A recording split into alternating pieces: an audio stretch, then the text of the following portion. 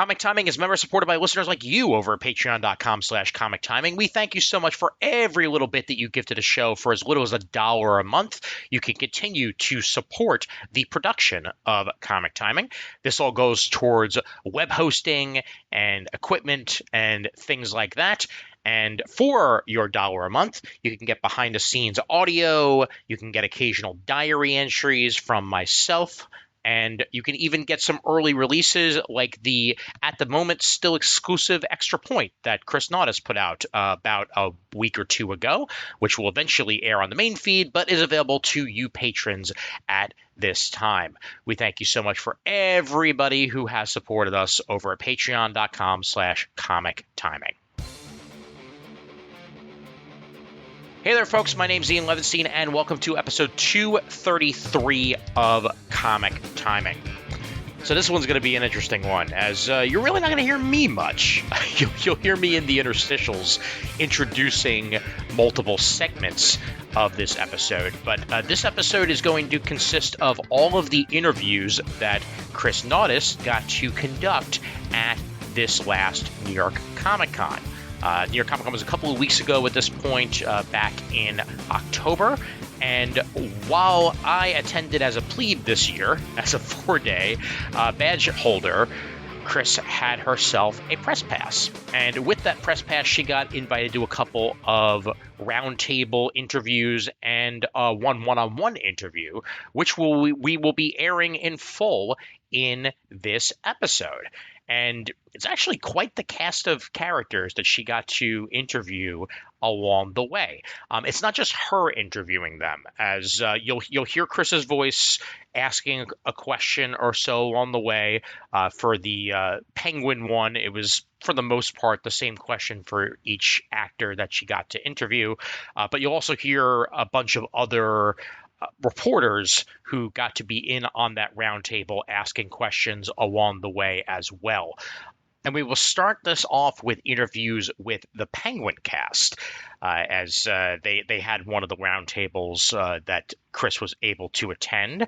And I guess it would be particular orders. I think this is how I'm going to wind up putting it all together.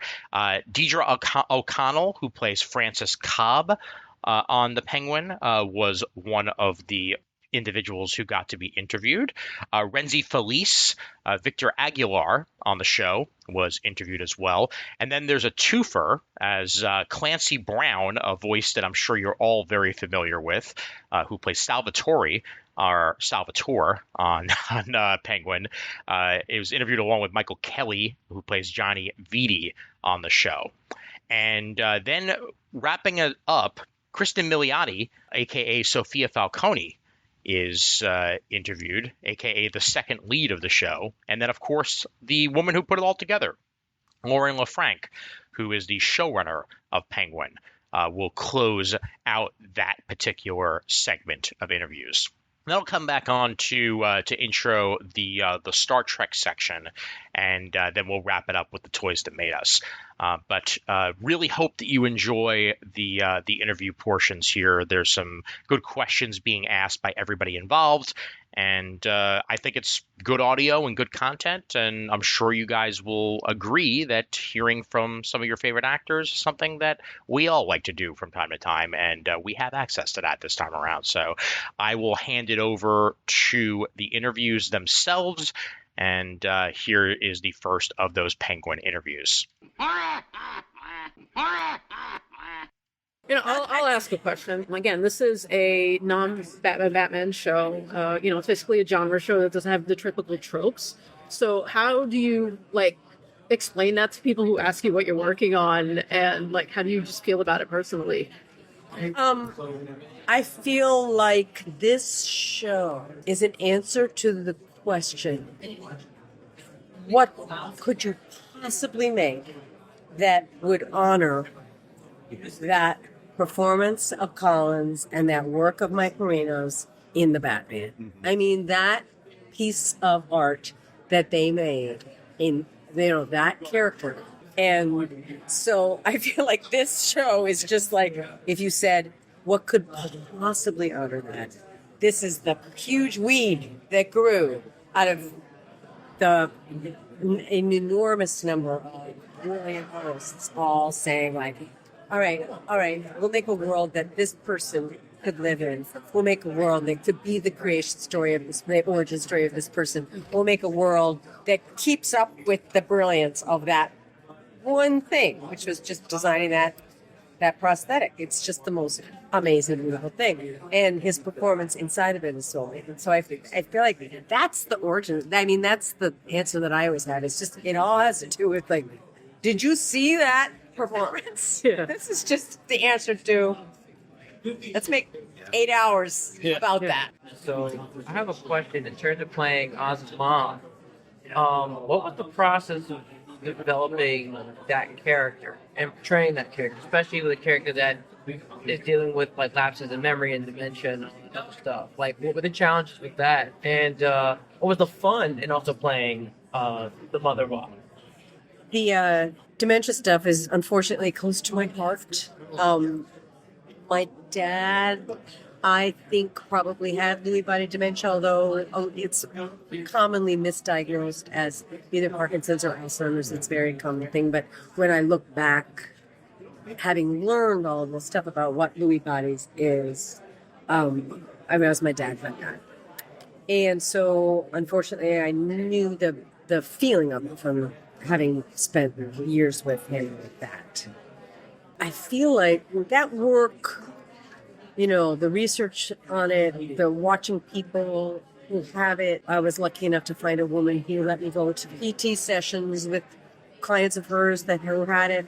So I was able to, you know, be with them and had her like really train me up in like exactly the gait and exactly the symptoms. And I had some amazing YouTube videos that I found that people just, you know, people who have that in their family will be like, all right, I'm just going to make 50 hours of YouTube video of me and my mom hanging out for people that are in this position who are trying to figure out what to do and how to live with it. So there's a generosity of spirit that happens on YouTube about these kinds of very isolating diseases. But that work was very depressing and very hard to do. Like every time that we had a little break, we had a 6-month break at one point, as you know. When it was time to go back in, I would be like, you got to just go back in. You got to watch all your tapes. You got to read all your material again. You got to think about your dad again. You got to look at all your photos of your dad. You got to do all that stuff again. And I would just be like, no, because it's so sad. It's so hard to think about. And it makes you so depressed. And it makes you think about death. And so I would sort of dread it, and then I would do it, and then I would, you know, find these delightful things to look at that were hilarious and wonderful about the things people do and say. And then when we got to work, it was always fun. It was always really, really fun. Like when we were actually shooting, there was hard, scary ones, and Colin would always laugh at me because I would be the first one to be like, are we done? Do you have enough? Can we stop? Because some of the stuff we had to do was so, like, just harsh and emotionally wrenching that I was always the one that's like, can we go home yet, Mom? But I was also extremely happy on that set. The set was always pleasurable. The work on the dialect was really fun, really technically challenging. He and his dialect coach, he being Colin, and his dialect coach, Jessica Drake, who's a genius, had really built that for Batman.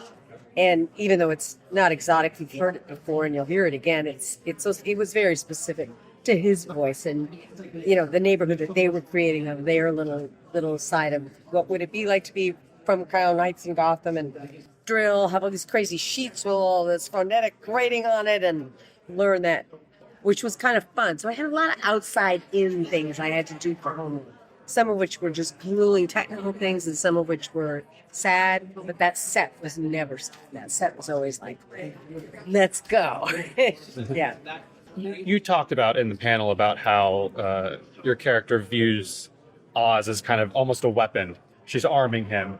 How much of her influence on him is out of like a selfless trying to help him, and how much of it kind of viewing him as an extension of herself and her own power? he is an extension of herself and her own power.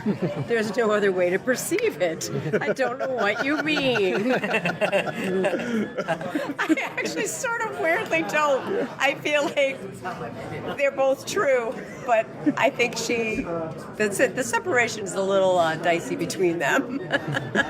I think she doesn't want to help him. Helping him is helping her. They're the same. I don't think she sees that separately at all, which is probably the nut of the problem, right? So is she like one of those dance moms, but with crime? Yes, she is. Exactly. I'm taking that one. The next time you watch a round table, it'll be like, and I'm like a dance mom, but with crime. No, it's true. A dance mom with like moida. It's great. Yes. I mean, I think, have you guys seen the whole thing? Have you seen it? You have? Yeah. So you know. I'm vibrating. Some of these like, haven't. I can't say anything. No, it's like, you'll see. It's not quite as simple as she's a mean lady who's raising this void. She's actually the nicest person on the whole show, it turns out, because anybody else would have done a lot worse. When you find out everything, you're like, oh, she was actually being a great mom compared to what she should have been. Yeah. Considering. Exactly. Exactly. So the story is so great that way because it really does turn it upside down at a certain point. So you'll think it's the trope about the, whatever, the Sopranos. You'll think it's that trope, and then you'll find out it's like, oh, it's another trope, new trope. So truly twisted. Oh, yeah. It's so sad. It's so sad.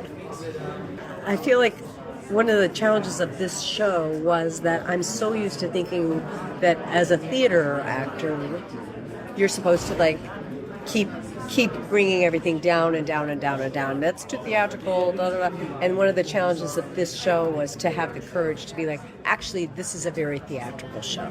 Yeah. I feel like the Francis Oz stuff and the Francis Oz Vic stuff when they're in there, it's all very lived in, and it feels very.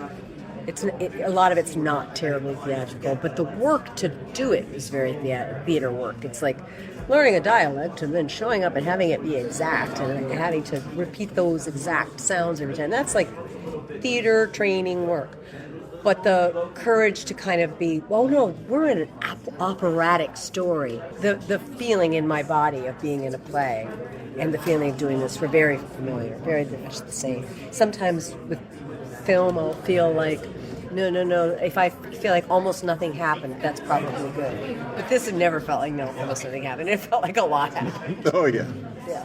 That's it. I'll ask a silly question. Yeah, I want a silly question. 5-borough New York, Bronx, Queens, Brooklyn, Staten Island. Which borough would you say that Francis and Oz belong in the most? From probably, I would say, somewhere in the Bronx. All right. And I think now he's got her in the outskirts of Queens. Hey, all right, you know what? That's plausible. That works. That's very plausible. What did your dialect coach say? Did they ever nail down a name? I mean, it's sort of like an old-timey movie dialect in some A ways. little bit, yeah. But I think she would be able to say. She would be like, it's this street and not that street. I wouldn't be able to say, but I would say that she would know. She would be like, no. See, the Irish were right there, and the Italians were right there, and this is like right here. So it's very much like a combination of that Irish Italian. Is it the 30s? Is it the 50s? It's like really specific, and they worked their asses off on it. And then I was just like, how do I say these words, you guys? Okay. And sometimes when today when I was watching it, and he was like, the Woiled, and I was like, I can remember the first time that I had to say Woiled, and I was like, really? Truly? They're like, yep, you gotta say Woiled. And then once I was with him, and he was talking like that, I was like, oh, okay, we do talk like this. But at first, it felt like, really, I'm gonna get away with this on TV? Embrace the Bugs Bunny. Oh, I know exactly the Bugs Bunny of it. I don't know how aware you are of the online buzz around your character. Try to stay away from it. But my fear. Yeah, my favorite thing is that there are a lot of comparisons between Vic Aguillar and the character of Robin in other media. That this is kind of like a dark reflection of that archetype. And I want to know what you make of that. I think that's interesting. And I don't know all the lore about, all the history about Robin as a character, so I don't know if I can, if I'm the best person to ask about the comparisons or contrast about it. I never thought about it while shooting it, that it was kind of the sidekick thing going on. Now, sitting back and people mentioning that to me and sort of seeing it, I can see it a bit more. I was like, okay, I guess he is kind of like a sidekick to Oz in a way. He's like his guy. He's like a right-hand man, but it's fun. It's fun hearing those kind of things now, yeah. How important is to you the fact that you're creating this character that is an unknown? There's not years and decades of Batman baggage behind it. So how do you approach that, knowing that people are going to look back on this character? I have no idea what's going to happen to him, but it's like most of the projects that you sort of sign on to. You don't have much. You don't have a Bible on the character or anything. You kind of make. You kind of go into it and create it. But it's going to be a thing now in the Batman world. That was the last thing on my mind, I guess, thinking that my character would sort of leave an impact in the greater universe of what Batman is and all that, and then Penguin's story. So it's kind of exciting, I guess, if people do take it that way, and they do kind of see it as this important thing and really cool thing, and really cool character. But yeah, you get so specific when you're working on something that it's not so much big picture about what are people going to think and how does this fit into the larger picture. You're thinking about, okay, why is he so scared of Oz? What just happened to his family? You're thinking so specific, and then you let other people put you into a bigger frame or something. Yeah. In the Penguin, at least so far, I won't push you for spoilers for what'll happen next. Vic is such a little fish in a big pond with all these huge, terrifying people around him. Yeah. How do you kind of play that into the character of kind of having him navigate his way through that world? Yeah, I think it's exactly that. I think it's just wide-eyed. You see your fish out of water, you just don't know what the hell's going on, and you just kind of try and stick as close to Oz as possible because he gets the game. He knows what's going on. Whatever he tells me to do, I'll just do it. Cool. What do you need? You need that? I gotcha. I think it's just, staying under his wing. No pun. He's staying under Colin's wing the entire time. Just kind of, or Oz is staying as close to him as possible because it is a dangerous world. Mm-hmm. And sometimes it's just as dangerous being near Oz as it is being near any of these other psychopaths. So I think, the devil right? Yeah. Mm-hmm. How much of the backstory behind Victor was established? Was there any discussions prior to being a fully developed thing, or was it you guys just came together, kind of improvised on the backstory, and also how you portrayed the stuttering issue that Victor had? Mm-hmm. What were the challenges with that as well? So definitely we knew about the backstory into Victor's life before we started shooting. That was something we talked about when I first met with Lauren about a month before we started shooting. Right after I got in the part, we dove into really the entire arc of Victor's journey. So I knew the entirety of it from the very beginning. And then as far as the stutter came, I knew about that halfway through the audition process. I did one audition without it, but I didn't know that existed. And then another one I met with Craig, our director for the first three and producer on it as well. And he tells me halfway through the audition, hey, can you try? We're thinking about the character having a stutter. I want to try one. And I said, what do you say as an actor? You say yes. So I just said, okay, fine. But I was nervous as hell to do a stutter or improvise stutter. I don't know how to do that. And I guess it was decent enough. They wanted me to meet with Colin. By the time Colin came around, I had enough time to go and meet with someone outside and get a dialect coach and work on the stutter. The same person who worked with Colin Firth on the King's Speech. I found him, sent him an email, said, I need you, please. I knew we can get on for a few hours before I did this audition. He said, great. And so he helped me out. And then did the audition, was good enough, moved to New York, started, and then had about a month with a fluency consultant. His name's Mark Winsky, and he and I worked tirelessly on this thing to try and get it to a place that felt more comfortable and more organic and natural. I think that was the thing I was most nervous about with the reaction of the audience. Wasn't even the Batman thing or Victor or him being a part of the.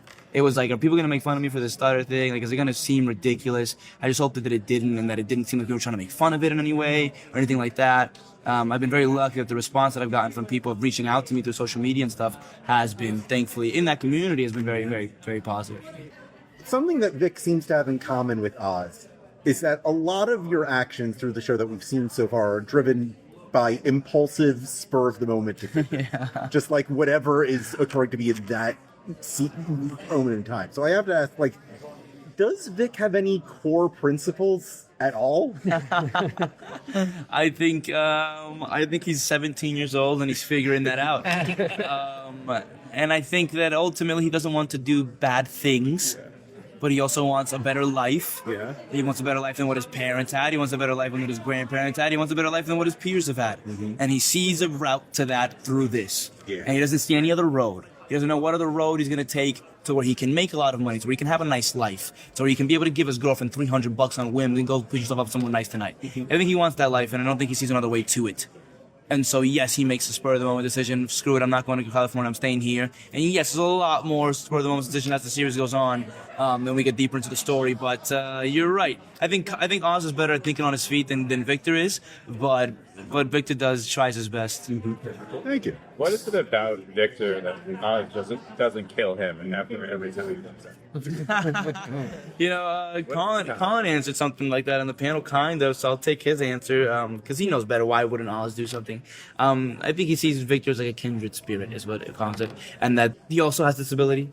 Oz got its own disability, and I think he sees something in that. They came from the same neighborhood in Crown Point. They both grew up on the east side, and so I think he sees a bit of himself in it, and I think he wishes, that he had gotten opportunities when he was younger. The kid with the bum leg, nobody really wanted to pay much attention to him, and he sees Victor and goes, I'll help him. And I think it's a bit of an ego thing as well. Mm-hmm. I think Oz likes having somebody around that he can kind of boss around and can have someone that looks up to him.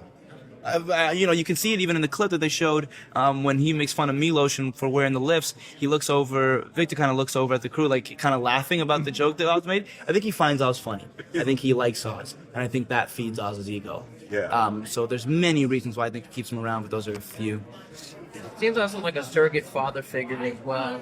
Yeah, there's something familial as well, and as the show goes on, I think that grows and that bond kind of strengthens. Yeah, he has gone through a lot recently, Victor, and it's just sort of, Victor's Oz is stepping into a role in his life, yeah. So I want to thank you for bringing some much-needed Afro-Latino representation to comic books, to DC Comics.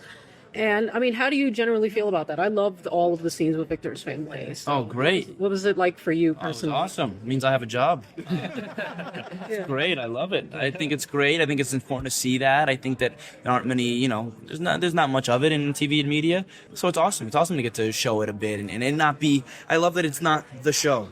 The show isn't, here's my Dominican Mexican family, here's my Afro-Latino family. The show's about Oz and the Penguin and everything going on. This happens to be a character the same way that it happens to be, for most characters in most shows. It's not about them being white or Italian or something. It's about, and that's in there, right? It's something like Goodfellas. Them being Italian matters and it's important and it's a part of the story, but it's not the story. The story isn't the fact that they're all Italian people. And so I think it's just cool that we get to have a story where it's not the purpose of the story.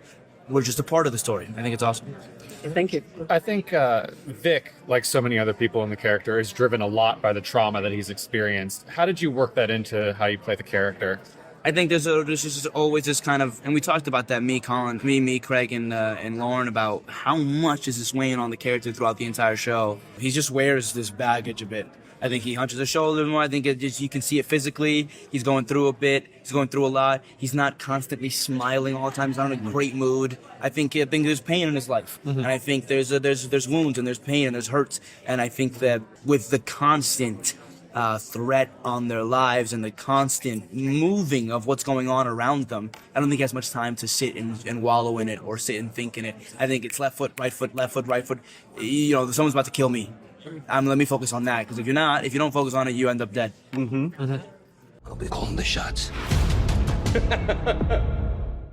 What was the scene in the script where you saw, this is the key to understanding my character? I know who this guy is. I feel like as an actor, you have to do that before. Before you go on set. I think everything that happened on set further solidified that, but I feel like you have to go into it with a pretty good understanding of who the guy is. And I keep saying though that when I put on that costume and I put on my pinky ring, when I did all that and I look in the mirror, I was like, all right, hey, there's fucking Johnny Viti, let's go. That was it for me.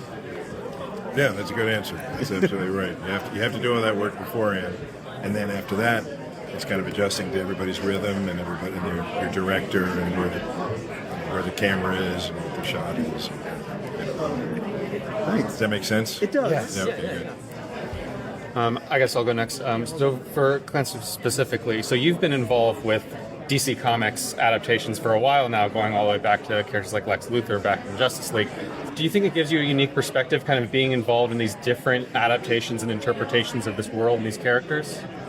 That's such a good question. It's sort of an evolution, isn't it? I mean, and every world is different. Like Superman, Metropolis is different than Gotham, and what's the Flash's? Central City. Central City is different than Metropolis and Gotham. And Gotham is probably the one that's probably the most developed over those years, I would say. You think? Mm-hmm. I mean, it's just kind of gotten more and more real, and the most unreal part of it is actually Batman himself. The guy walking around with Just true. It's true. You say Gotham. Everyone knows Gotham. Everyone can picture. You can picture it in your head. It's New York if the '90s didn't happen. I mean, basically, Very true. right? That's a good way to put it. That's a great quote. Yeah. Sans Bloomberg. Yeah, so I'll ask. So you're both known as like genre actors, specifically nerd genre, like the sci-fi, fantasy, that kind of stuff. But this show is very different because it is a comic book show, but it doesn't rely on typical comic book symbols and tropes. And I was just wondering, like, how you feel about that, and how, just generally when you have to explain, I'm on a Batman show, but there's no Batman. Like, how does that, for you as an actor, feel? It's pretty cool, isn't it? I mean, I think it's really neat that they took this and turned it on its head. But I thought he was such a compelling part of that Batman story, and they're like, of course he deserves his own show. And then when you see his own show, you're like, wow, it's grounded in such a reality. They hired such real actors, and nothing is written over the top and grandiose. I mean, Penguin is the craziest thing, and he's very real, like compared to especially how we've seen him portrayed in the past, right? Yeah. So I think it's really cool. Really cool. Yeah. When exploring like Viti's connections to Falcone, what were the challenges in exploring and expanding on your character after the Batman? And were there any discussions with the showrunner on like what you wanted to play around with when you filmed in the show? She's a genius, and you when you go to the film, right? You're talking about coming from the film to the TV series. I watched the film once, and then didn't want to watch it again. I watched it when it came out. I didn't want to watch it again in preparation for this because you're making something completely different. And, right. I mean, not completely different, but you're making something new. And after I read the first script, and I couldn't put it down. I was like, I'm in good hands. Like this, she has created this world that all you want to do as an actor is get in there and play in it. Like she created such a real, incredible world that you just want to go play. Yeah. As for Clancy, you're playing Salvatore Maroni. What was it like having to play this iteration of this character within this universe? And is there a possibility we might see more of him down the road? Oh, I would love that, but I doubt it. I'm so sorry to interrupt. Michael's going to keep going for a couple more minutes. Clancy's going to go do a fun surprise at another panel. So I'm going to It's a great way to end it off. Thank you. They're gonna shit, bro. Also, love doing Jackie Chan adventures. Deep cut. Have a good one. Thank you. Yeah. All right, now we get to talk to Johnny Viti. Fantastic. I'm excited. You represent the old guard of the crime families in Gotham that are that's really changing by the end of the Batman, and we're seeing a new wave rise through the show. I gotta know, your character saw Oz Cobb come up from nothing. What does Johnny Viti make of this weird upstart? I don't think he has a lot of respect for him. I don't think that he thinks much of him. I don't think, if you notice, he's one of the only people to call him Penguin in the entire show. And I think that says it all, right? I think that says everything you need to know. My take on Johnny Viti was that that he's a businessman.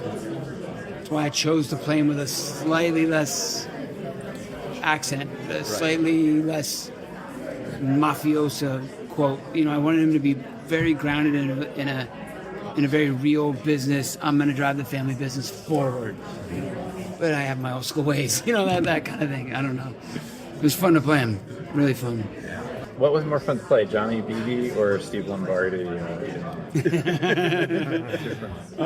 That's tough because that world's fun as hell too. I mean, it was on such a massive scale, Superman, right?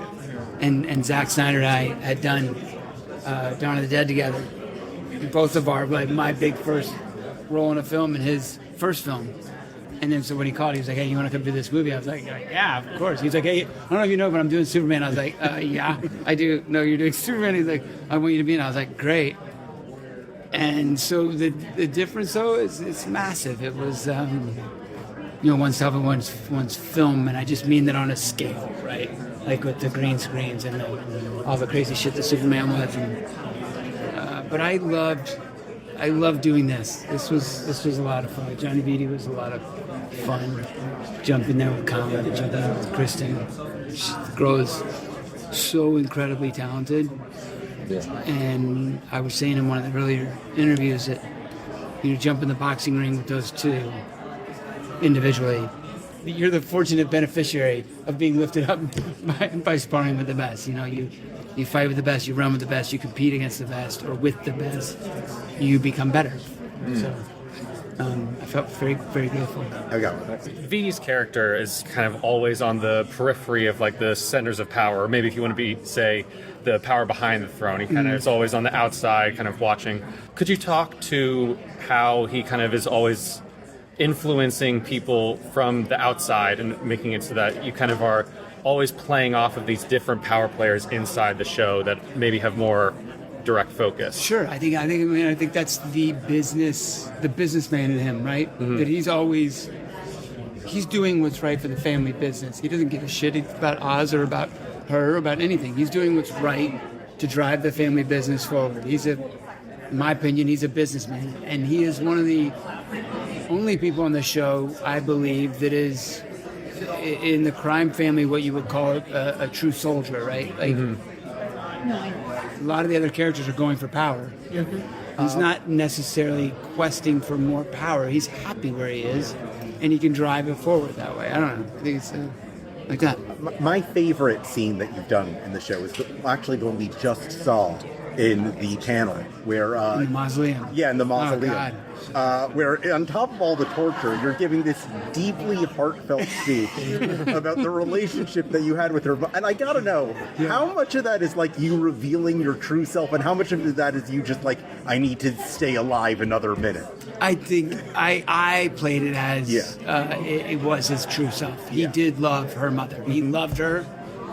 They were family. They were blood. And he loved her. And took great care of her. He did have that, in my mind, he did have that car waiting. He did go against his boss, and he was going to get her the fuck out of there, and he was never going to tell him about it, and she was just going to go away, and that would have been that. That's great to know, because and I think that, there's some things in that scene that he's doing to save his ass. Mm-hmm. And that moment when especially when he's like, your mother, she was so beautiful, she was so this, and how smitten the father was, it's all real. In my mind, it was all real. Thank you. Mm-hmm. Yeah. I gotta imagine it has to be very different from the green screens and when was Zack Snyder to doing something much more grounded with real set pieces and stuff like that. That definitely has to inform. That's what I meant. I don't think there is a better. I can't say well I like the Penguin better than I like the Superman. I like this director better than that director. They're so different, right? Yes, I was more grounded on a set in the Penguin than I was on the set in a stage with a green screen and buildings crumbling all around me. They weren't crumbling. But you did a good job. It's a beautiful challenge as an actor. I like to be able to. People treat you differently now that you play with like a mafioso when you go to the supermarket. No, everyone's still scared of me from fucking Stanford. I'm always the fucking bad guy. People underestimate you, but not me. I've always known you were capable of more. This role definitely seems darker than the roles you played. Fargo, How I Met Your Mother, Palm Springs. What attracted you to playing Sofia? Certainly the opportunity to do something different, but also everything about this role appealed to me. She's so complex and it's such an incredible world. And I'm such a huge Batman fan, so to just even be in this universe was a thrill, but to get to play this multi-layered a villain, it was a dream. So there was no world in which I wasn't gonna jump to be a part of this. Did they contact you, or did you have to audition? They contacted me, and I met with them, and we talked for many hours, and then I screen tested with Colin for the DC gods. And then it worked out, so that's good. Awesome. Yeah. So, for the role of Sofia Falcone, what were the inspirations that you pulled for this particular interpretation in this role for the show? In terms of like how you wanted to portray her, was there like any discussions with the showrunner? Oh my on God. how you wanted to portray her? Endless discussions, and it was something that we really found together. You know, I can't sing Lauren's praises enough. Her brain and heart are so special that she created this world and created this character. And so, you know, we had a lot of discussions. I had a lot of strong feelings about how I wanted to portray her, knowing like where she goes. And it was really collaborative between her and I and Craig Sobel and the most incredible Helen Shaver, who did episode 4. It felt like a very open discussion at all times. And yeah, like just endless conversations in pre-production. So in Batman media as a whole, there's this stigma about, especially with the prominence of Arkham Asylum, of villainizing mental illness. And with portrayals of the Joker and Two-Face, what have you. But that seems to be something that the Penguin, as a series, and especially your character, is very interested in subverting and kind of rising above. And I want to ask about how you took on that challenge. Oh, well, you know, I think that speaks to Lauren's brilliance, because like Sofia is such a wonderful example of, you know, you get to see how she's driven mad and how the world can drive someone mad and how pain can drive people to do terrible things. I mean, that's like the world that we're living in. I think that's why I've always loved Batman. Right. Because I kind of have always felt that the villains of the world and Batman himself are like all recovering, or not, they're not recovering, actually, they're actively not recovering. They are attempting to make sense of these horrible things that have happened to them. And it comes out in these like larger than life ways, you know, like there's always been a fine line between, I think, Bruce Wayne sewing a leather cape in his giant garage and the Riddler making his costume, like they're of the same, you know. And obviously that's been explored in all the films, but like, so I think that like she also, what she does so brilliantly is she shows how someone can be broken and put into that. And like, yes, in different iterations of Batman, it's been that, you know, like we don't totally know. I mean, I guess in the Keaton Joker, you see him sort of go slowly mad. With Heath Ledger, his past is like a mystery, which is also what's delightful about it. So it kind of like shifts around a bit, but I love that we got the opportunity in this to show someone's like full descent, because it really like you understand villainy, you know, which is like so exciting. It's so it's so rare to see, and it's very refreshing. Yeah. Thank you. Yeah, thanks.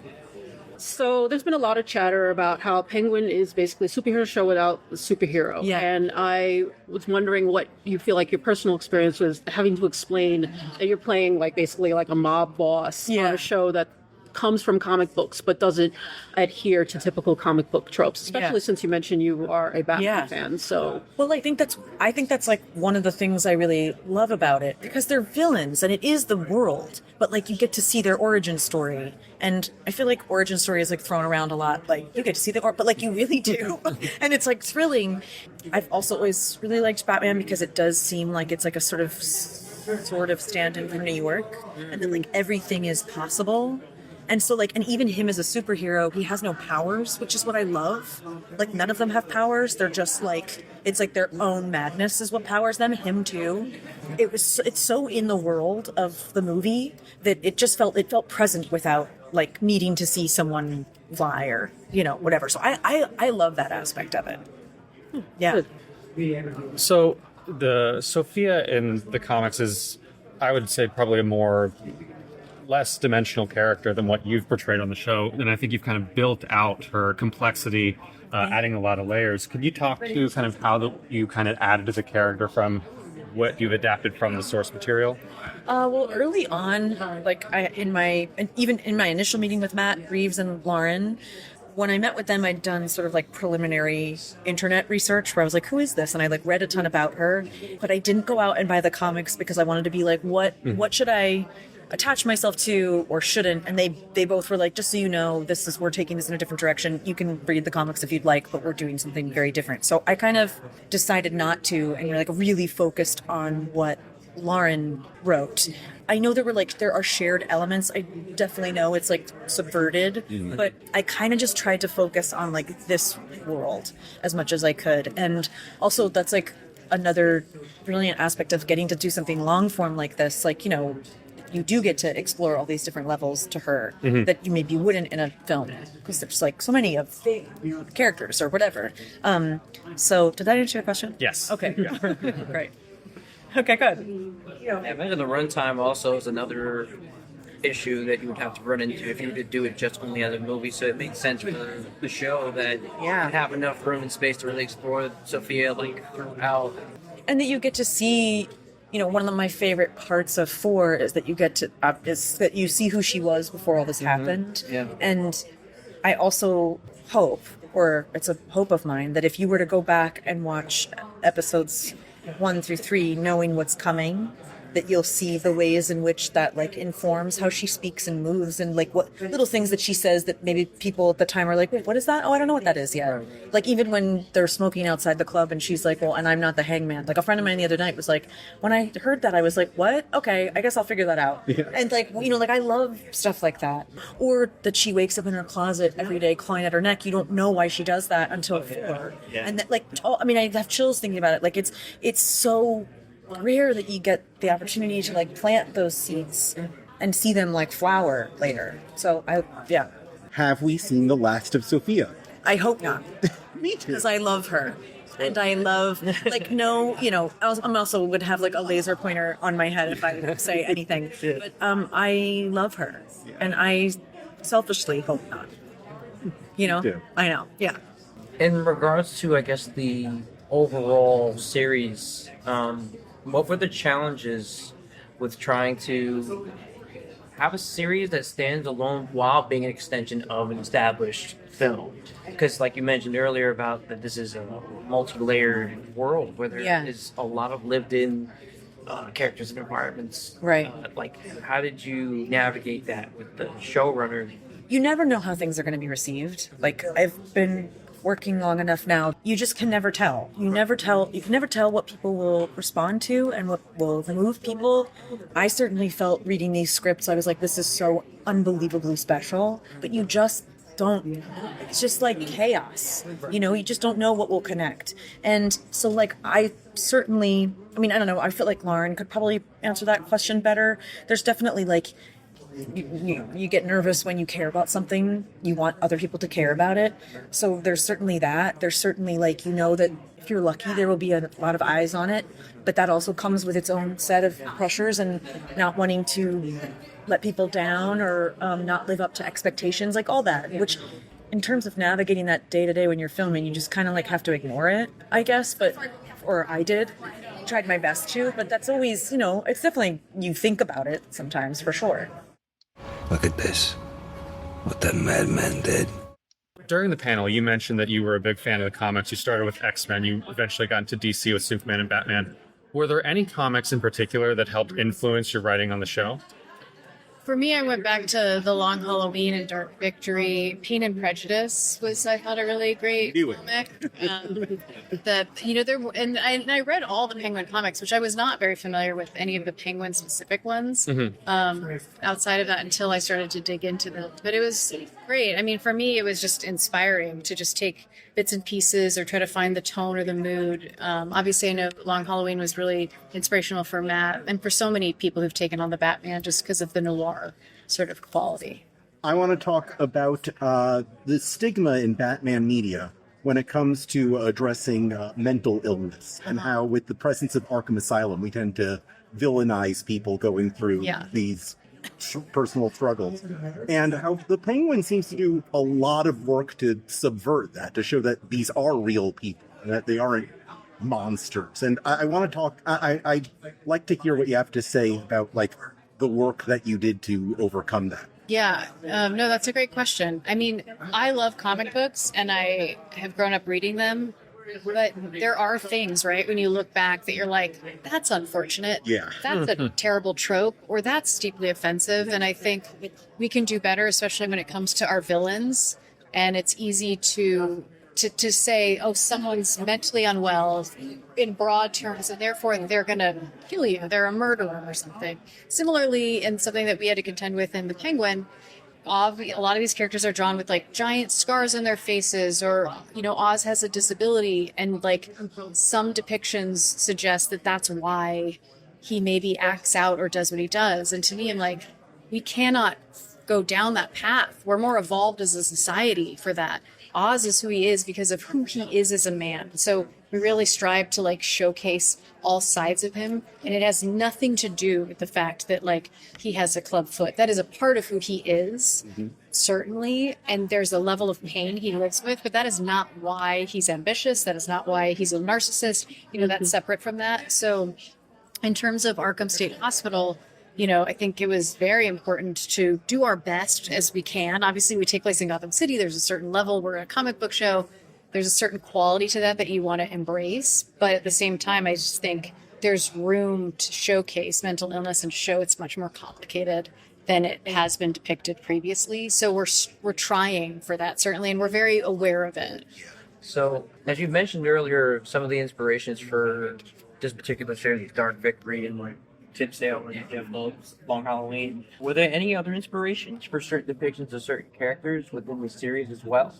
Or was it just more of like kind of take the ball that was already established in the Batman and just running with it with your own interpretation? Like, how did you balance that tightrope between various interpretations and the Batman and the fantastical elements as well? Well, I tried to take inspiration from real people. Or literary figures in some moments, just like not have everything come from the comics. So Oz, for instance, to me, I attributed a lot of who I thought of him as. I compared him to Buddy Cianci, who was the mayor of Providence, Rhode Island for 21 years. I went to school in Providence, and so I was familiar with him. He was in prison when I was there, and he was reelected out after prison, and he had his own pasta sauce. And he had his own radio show after prison, and he was this charming, affable guy who was also very violent and despicable in a lot of his actions, and definitely was extremely corrupt.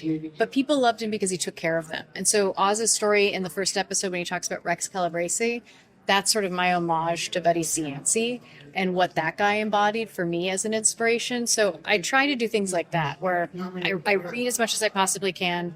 I research, I watch documentaries, I read books on different like mob figures and just the criminal world in general, and then I try to make something that feels cohesive to me in this work. What made you decide on casting Cristin as Sofia?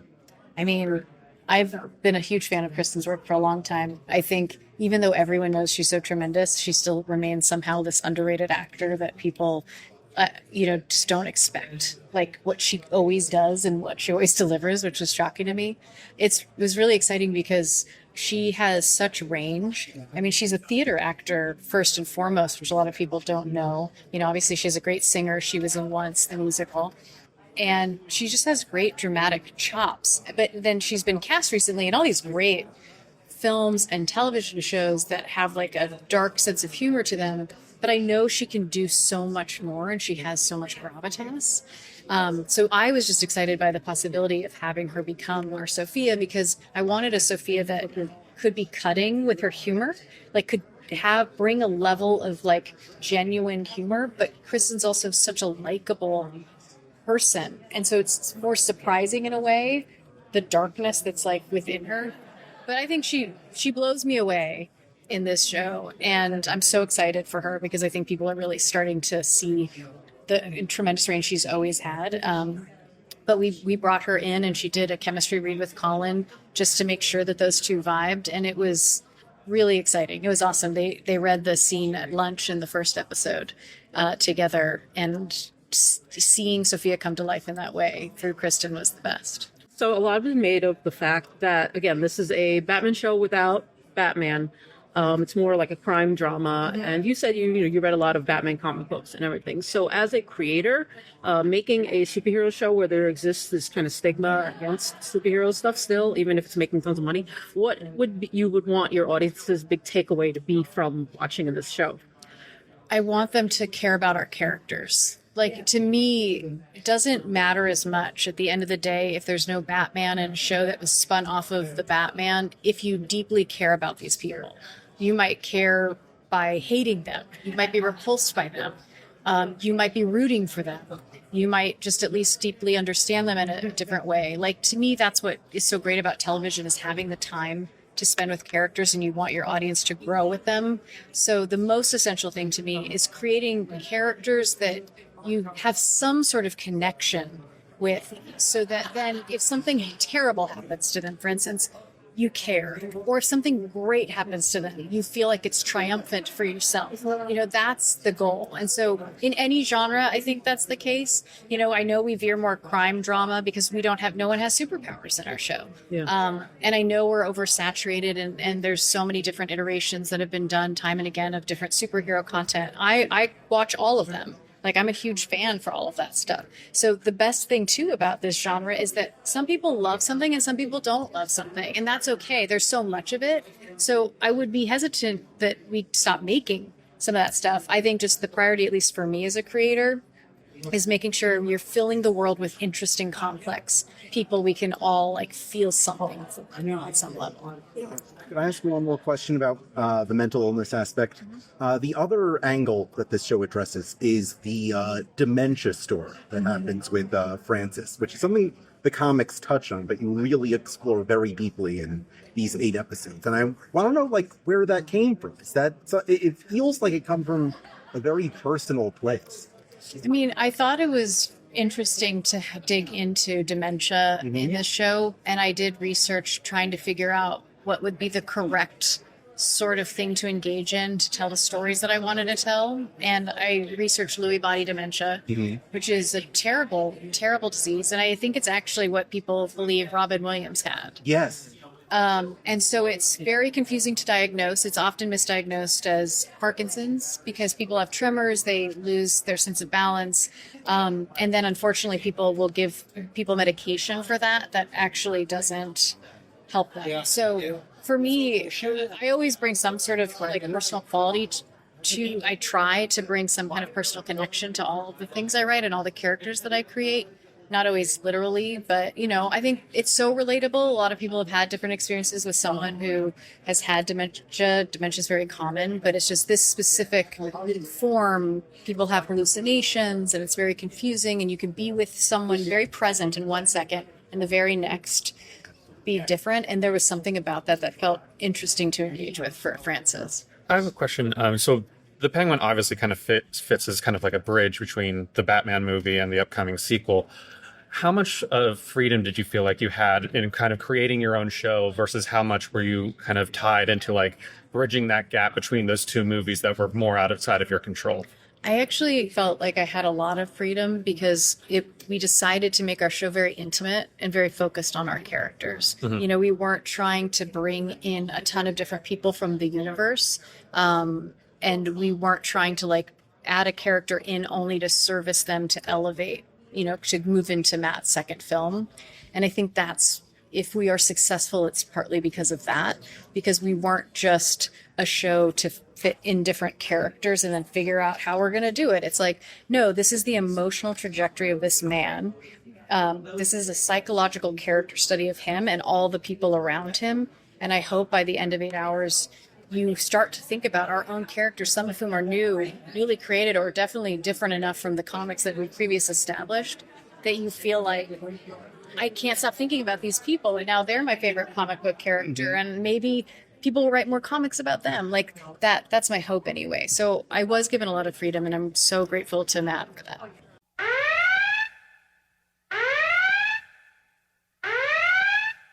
All right, moving on from Penguin to Star Trek. First off, of course, one of my favorite shows in general, which unfortunately is heading to its final season. It is currently running on Paramount Plus, and that is Lower Decks, Star Trek Lower Decks. Mike McMahan got to be interviewed by Chris and others. Mike McMahan, of course, is the creator of Star Trek Lower Decks. He's also one of the co-creators of Solar Opposites and he's written for Rick and Morty.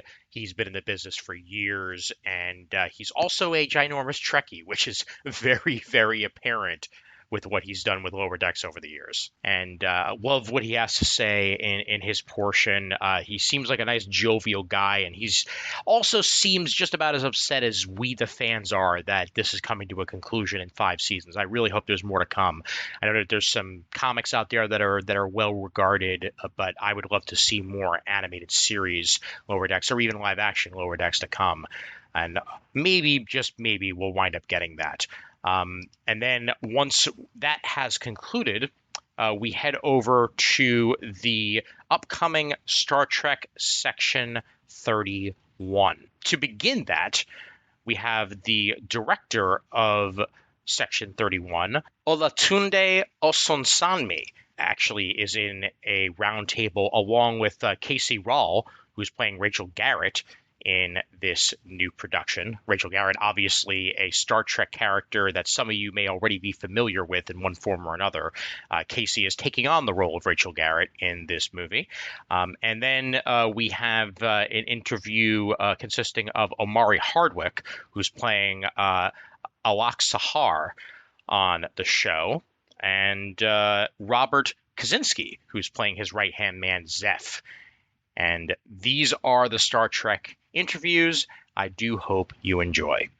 Lower decks! Lower decks! Lower decks! Come on, Feliz! Lower decks!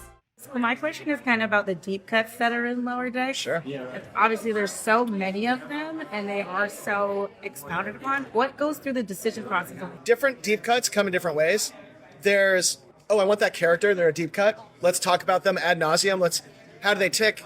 What about the actor's performance makes them exciting and want to work with them? What about their story? Where would they be in our era? All that stuff. That's a ton of discussion. Other times we're in the middle of making an episode and I'm like, wait, there's a thing I remember vaguely that would be perfect for this moment. This shouldn't just be a sci-fi thing. This should be a Star Trek thing that already existed. We can use that. And I'll go digging through old episodes, or I'll go to Memory Alpha and be like, ooh, that was it. And sometimes I'll have misremembered it or whatever, and I'm like, okay, I'm glad I looked it up.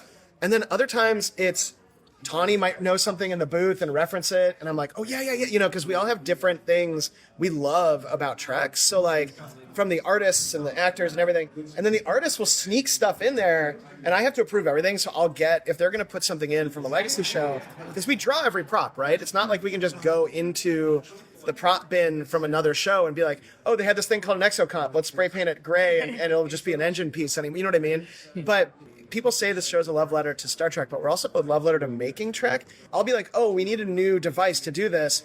Go and look up a device that got used a couple times for different things, and then draw that, and then we'll have used it a 5th time. Oh. And that's a little meta joke for me. You know what I mean? Yeah. And then other times it's maybe my favorite was when I had Tawny say, well, I'm a bit of a Zahn, huh? And it's the most ridiculous wall-breaking joke because it's from a Star Trek that never got made, Oh my God. So you find it in different ways. It might come from the artists, the voice actors, from me, from the other writers. As long as it's not breaking the era we're in, as long as it doesn't feel too cute by half in a way.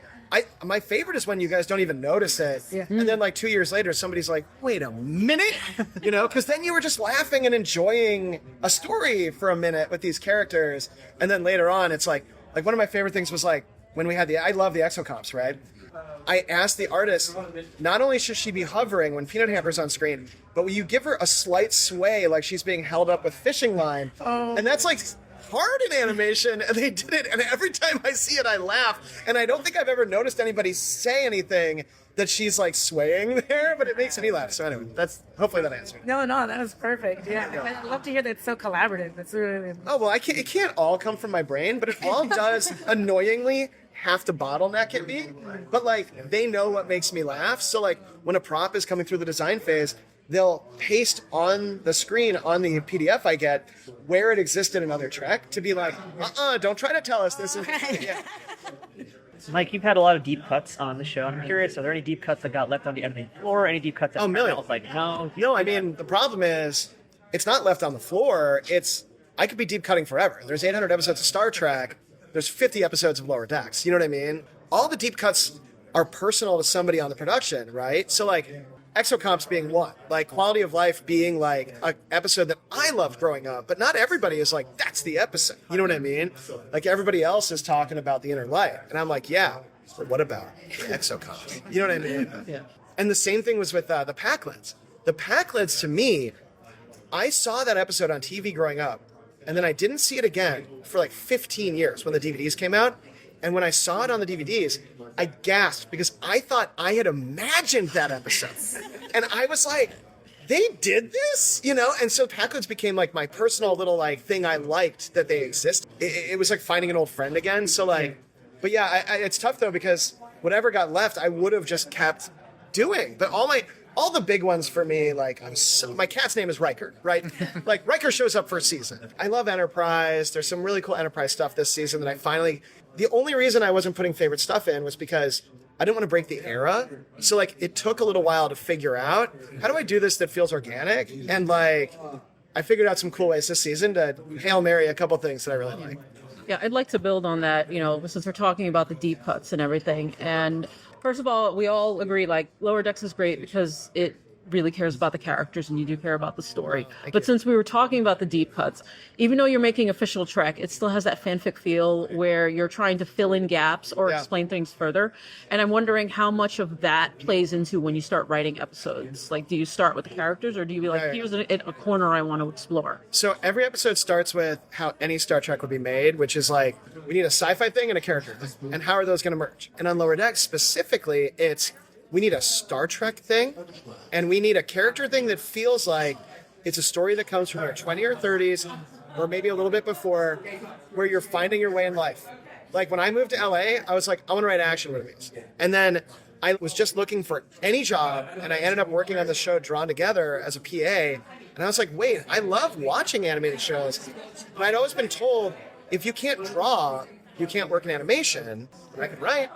And I love artists, so finding that path for me, I like stories like that. So we always start with, where are the characters? What do they think they want? What might they actually want? What did we as writers think we were going to do with them? And what have we found with working with the artists, working with the voice actors, writing these stories? I always make sure that there's a grounded, relatable Lower Decks story. Because I do believe everybody's Lower Decks, whether you're like the heads of companies or whatever, that like deep down, when you go home, you're Lower Decks. Like anybody who thinks otherwise is kidding himself. And then the one problem we don't have, which you really see in Voyager, is what do we do if it's not, that hasn't already been done in Trek? We are freed from that because we're a comedy that relies on the shared experience of having seen Trek. So I used to work at Second City in Chicago, and there were always sketches about things that were happening in Chicago, and the audience would always go nuts because we were all there or from around there. A comedy in Star Trek has to assume that you've probably seen most of Star Trek.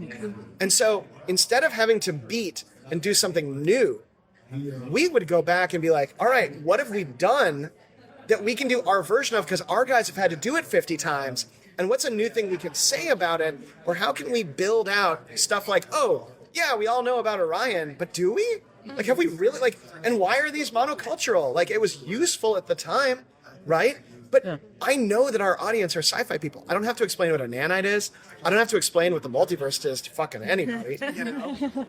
And because we're a comedy, we're freed to get to tell stories about throwing away money when you become a post-scarcity society, you know?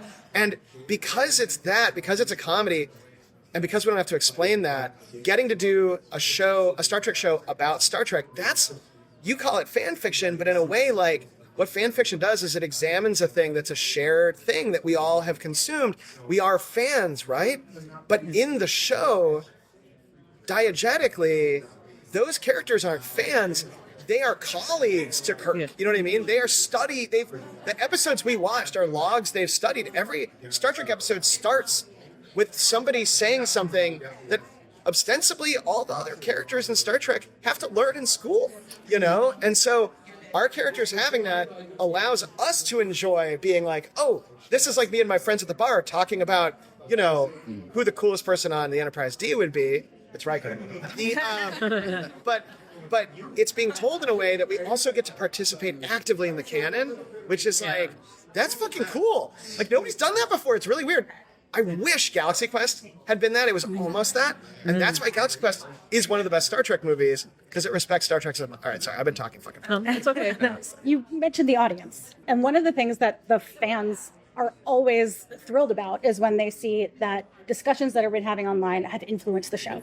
And we've even seen shout outs to discussions or to fans. Yeah. Was that something you wanted to do from the beginning, or did that come organically from interactions? I was very anti that at first, because I never want somebody to feel like they know what's coming.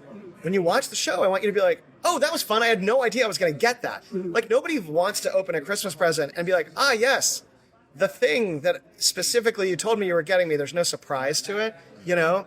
And when I was writing on Rick and Morty, I would like read stuff online that people would be like, oh, I think it's going to do this, this, this, and this.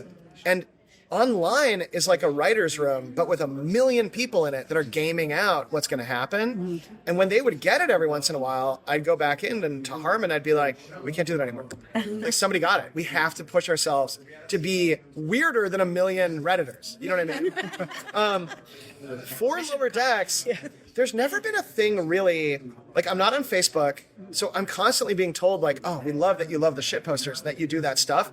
And I'm always like, actually, you guys are just a writer's room. Like, we're coming up with similar jokes, and you're seeing that because we're cooking with the same ingredients, and it's gonna intersect sometimes, you know? And that's why when we're doing character stuff, that's the most satisfying, because you'll never bump into a Tendi thing in somebody doing shitposts about you know, any other Star Trek, because she's only on our show, you know? That being said, there is a moment this season where, you know, I really respect this YouTuber, Jessie Gender. And she, first season, like, I really was like, oh my God, like, there were so many, you know, angry, like, alt-righty accounts that were like, fuck this fucking show. And I'd be like avoiding those, because I'm like, it was like literally in the middle of the pandemic, and I'm like, I don't want that on my psyche. You know what I mean? People pausing it, like, an hour-long diagnosis of why my show sucks, and it's a 22-minute show. It's like, I don't know, like, nobody gets angrier at work than I do, and I couldn't complain about a thing for an hour of things we could have done better. But in a conversation with Jessie, she was like, you know that you didn't fulfill the storyline with Jennifer and Marin. And I was like, yes, I did. And I like laid it out. She's like, sure, all the pieces are there, but it happened too fast. You know? And I was like, damn it. Like, she got it. She's right. She's right. And so in conversation with the writers this season, I was like, I fucked up. It's all there, but it didn't feel right. So how can we do one more story with Jennifer? And that, in dialogue with Jessie, that's the kind of thing that I think is interesting, because like, then it's not people gaming out what we are going to do. It was a conversation about character, and like, from somebody who really like lives and loves the show. So that, in that aspect, I love it. Like, I think that's awesome, you know? And I think everything else is really like, there hasn't been a moment, because like nobody on the writing staff, like, if it feels like we were cherry picking it online, it would feel fucking lame. But if it feels like we did do something that like the Harry Kim stuff this season, it's like, yeah, he's like the ultimate lower decker, just like O'Brien. You know what I mean? Like, of course we want to do something with him, but the way we do it, like the thing you saw in the trailer, it's so much better than that. Like, that's the trailer moment. But that episode with Harry, you guys are gonna. I'm actually not sure you're gonna love what happened. It's great, and we had a lot of conversations about it. I hope that answered your question. Yeah. So really quickly, we spoke last year at roundtables. Hi again. Hi. And I asked you about merchandise. And like merchandise you'd like to see in the future or anything in the works, and you brought up action figures for all Star Trek characters in Lower Deck style. Yeah. The Beach Ball planets. I love the Beach Ball planets. They'll never do it. I want these Beach Ball planets you blow up that come with a tiny little toy ship that you can put in I'm working on it. Yeah, we got it. I just want one. So I just wanted to come back a year later, a couple episodes later. You've been in the writer's room, all that jazz. Any updates? Anything else you'd like to see? There's stuff that's being worked on a little bit. Right. I don't think the merch machine is the same as me growing up, and it took me a long time to get used to that, because my thing was always, let's make the show, let's make a ton of merch, people will get the merch, they'll see the merch, they'll watch the show, it all kind of like, and it's a miracle this show exists because of the streaming era. Like, we wouldn't have existed without it, but merch in the streaming era doesn't go hand in hand. Like, you have to be the biggest show to ever exist. And I'm getting a little more used to that. But there is some cool Lower Deck stuff coming down the line. I'm greedy. I would love tons of it. Merch in Star Trek was a thing I grew up with. That's why Boimler collects plates, you know? So I was always like, in the early 90s, like, moms I knew would have Star Trek plates, and I'd be like, that's hilarious, you know? As for new merch stuff, I love the ships. I'd love like a big toy Cerritos that like you could pull the hull off of that would have deep cuts. Like if Lower Decks is about deep cuts, I would love the merch to have deep cuts to the show. I would love like an Agamus, you know what I mean? Like that has like voice lines in it. I would still love like one of the very first things I pitched that they were like, it's too complicated. I might have brought this up before is I would love to work with good fanfic writers to write like short, funny novels that delve into weird stuff. Like I would read novels about Billips's, you know, growing up on his, you know, dragon-filled planet, and I would love that. I like the Apocrypha, all that kind of stuff. I wish there was more opportunity for that, but I think we just live financially in a world where probably for the best they're not pumping out a bunch of plastic nobody wants. Like, for the most part, I'm happy about that. We already have enough of it in our fucking blood. So, like, Mike, we got about that. No, I'm talking about Star Trek. All right, wait. As we're wrapping, is there a last? I hope that answered your question. No, it does. Thank you so much. Okay. Season 5 being the last season, was that always the plan? No. No. We did a good job on it. It feels like, I've been saying this a lot. My wife loves Taylor Swift. This feels like an era. It feels like we popped into an era from beginning to end. It feels like you have seen something happen. But man, the way we leave it, you're going to tear up because it does. It's not The Sopranos. It's not like, boom, you're done. Thanks for watching. You know, it leaves you in a place where everybody's grown and now they have new stuff to do. And you get to see a hint of it as the ship leaves. And you're going to want to see it. I want to see it. But you're not going to feel like we didn't finish a story. So you're going to get both. But I could not just end it. Yeah. We got to do 10 movies. Yes. We got to do spin-offs. Yes. We got to get the whole crew stuck in the Delta Quadrant, I guess. But yeah, you'll see as the season goes, it becomes more aware that it's a final season because I didn't want it to be a final season. But as I just got more proud of having done 50 amazing eps, like I was just like, no, I can't, through being a baby about this, not give you guys something that feels worth watching. And so, you know, the closest I could come to that is an amazing end to a chapter of an overall story that we can keep telling stuff with. Amazing. And I just want to shout out the Ryan North comics coming out and the new comics coming out. They're so good. I read every script. I give notes on all the art. They're not doing anything that I'm not having eyes on. There's an amazing Choose Your Own Adventure comic coming out. And it's hilarious. So definitely check that stuff out. And I'm just going to, you know, if there's ever an opportunity to work with everybody again, I'm going to jump at it. All right. Thank you, guys. You're Section 31. Olatunde, if there were 2 classic movies you can compare Section 31 to, what would you say they were? Oh, gosh. Pressure, no pressure, no pressure. 2 classic movies. I would say, and people who know me will laugh when I give this answer, Crimson Tide. Yeah. And let's see, another classic movie, Catch Me If You Can. You'll now watch the movie and be like, huh? Good question, though. On that point, how did you approach balancing action and espionage elements with the character-driven format? Yeah, the action with the fun and the joy, with drama, was a lot of fun because I had a wonderful script and I get to follow the script and I get to interpret it. I got a lot of help, you know. I get to sit down with the cast and go over it over several days, you know, and really work through. Yeah, this is where we'll be here for this moment. This is where we'll be here for that moment. Get to sit down with my DP, Glenn Keenan, who shot the movie and was just did a gorgeous job doing it. And you just break it down beat by beat, moment by moment, in 1 second increments. And before you know it, you've got a 500-page document that's beside the script. That is essentially the roadmap of where I want to be before I even start shooting. I have a large appetite. You know, I love jokes. I love action. I love drama. I love tension. I love visual effects. I love set pieces. I want it all, you know. And so it's fun being able to gear shift, and you have to do it deftly in order for it to not feel like too much for the audience. And then there's the Star Trek of it all. At the end of the day, it's still got to be Star Trek, you know. And that's probably the hardest part, right? But it's also the most important part. Our story, I guess. So I wanted to ask, like, you usually do Star Trek episodes. Like, what did you find to be the biggest difference in doing an episode versus a 2-hour movie? I get to do a complete story.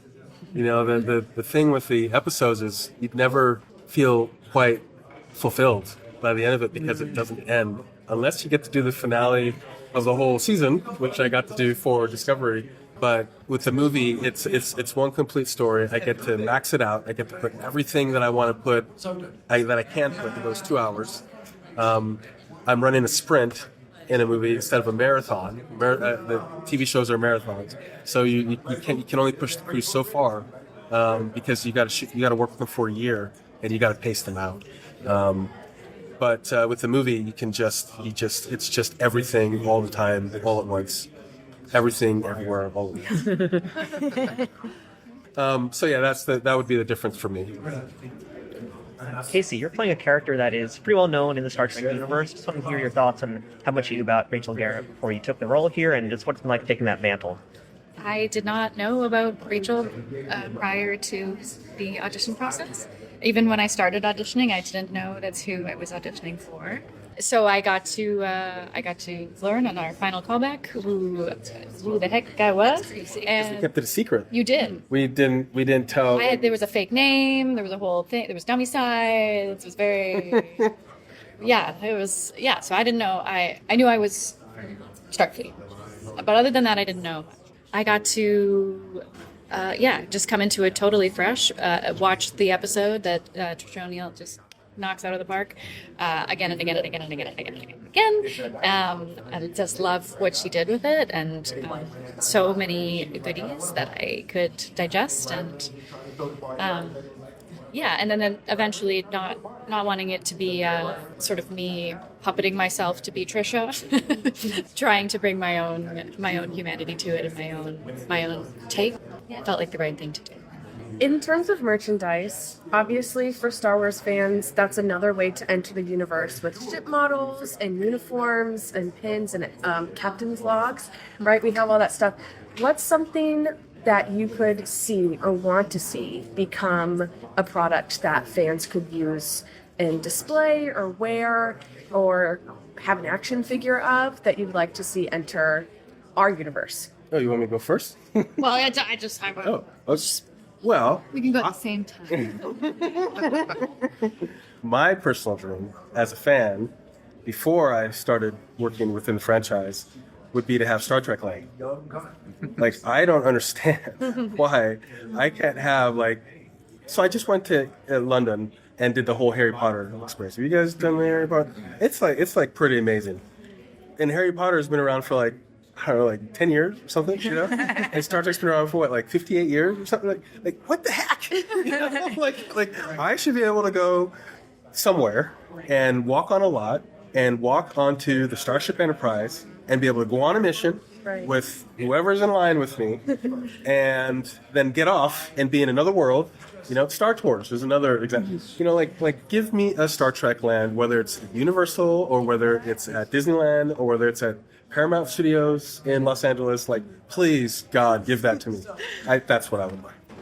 Well, I can't really get too specific with it. There is a piece of tech in our film that opens like a little lotus flower. Yes. And maybe project some things. And I think that's pretty cool. Yeah. And yes, great one. That's what I want. Yeah. What comes out of it too is also cool, and I would like that.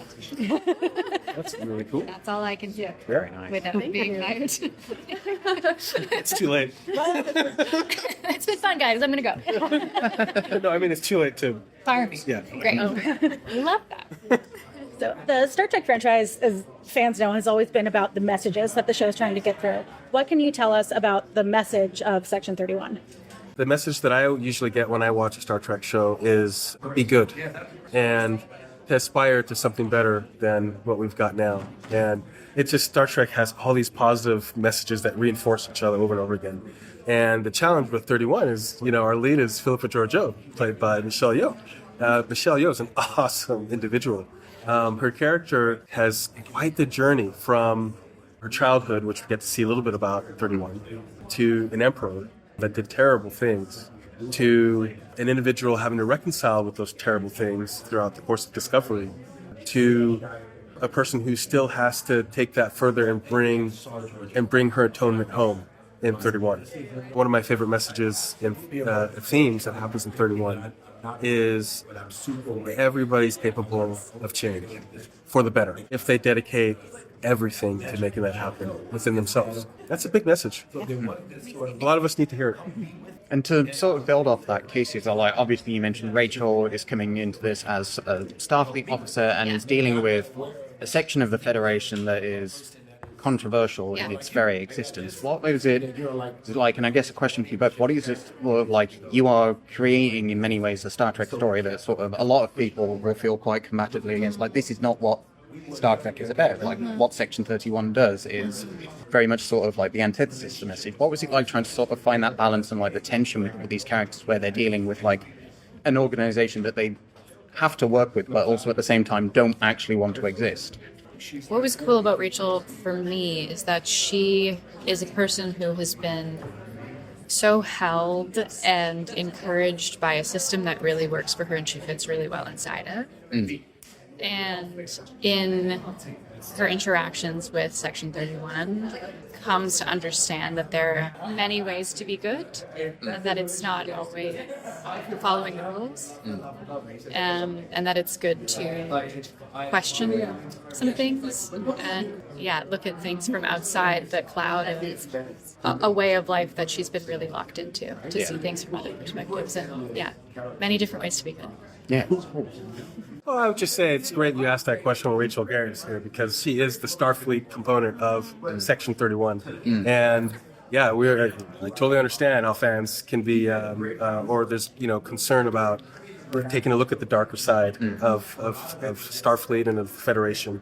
And it also mirrors life. We have the CIA, other three-letter acronyms that we don't know about that do maybe terrible things so that we can have the way of life that we have. But I think it's important for fans to know before they watch the movie that at the end of the day, this is a Star Trek movie. And it still has to be fun, and it still has to be full of joy. And there are tremendously dramatic moments in it, for sure. But everybody involved in making it wanted to honor what Star Trek is, not tear it down. We want to honor it. So we care. Yeah. I was kind of piggybacking on that same question. Is just also in the feel of this film, it feels very different than kind of like the traditional Star Trek, like I guess for lack of a better term, vibes. How did you all approach that in directing and in acting, that different feelings? I think the wonderful thing about what Alex Kurtzman has done with this modern day Star Trek is he's tried to have different flavors and different colors of the rainbow to appeal to different segments of the population. So this is another flavor, another color of the rainbow, but it's still Star Trek. And I think what's wonderful over the years, we've seen this amazing expansion of Star Trek, and you also see other franchises trying to do it, like Star Wars. Being a part of the Star Trek franchise, I would argue that maybe we're doing a better. No, just kidding. I get into that. But it is, to your heart of your question, it is a very difficult thing that takes a lot of thought. It's a team effort. Fortunately, we have a wonderful leader at the top doing it in Alex, who cares tremendously about getting it right. And so we all try to get it right. So without spoilers, what can you tease about the movie or about your character, or is there anything surprising that audiences are going to experience? Yeah, full of surprises.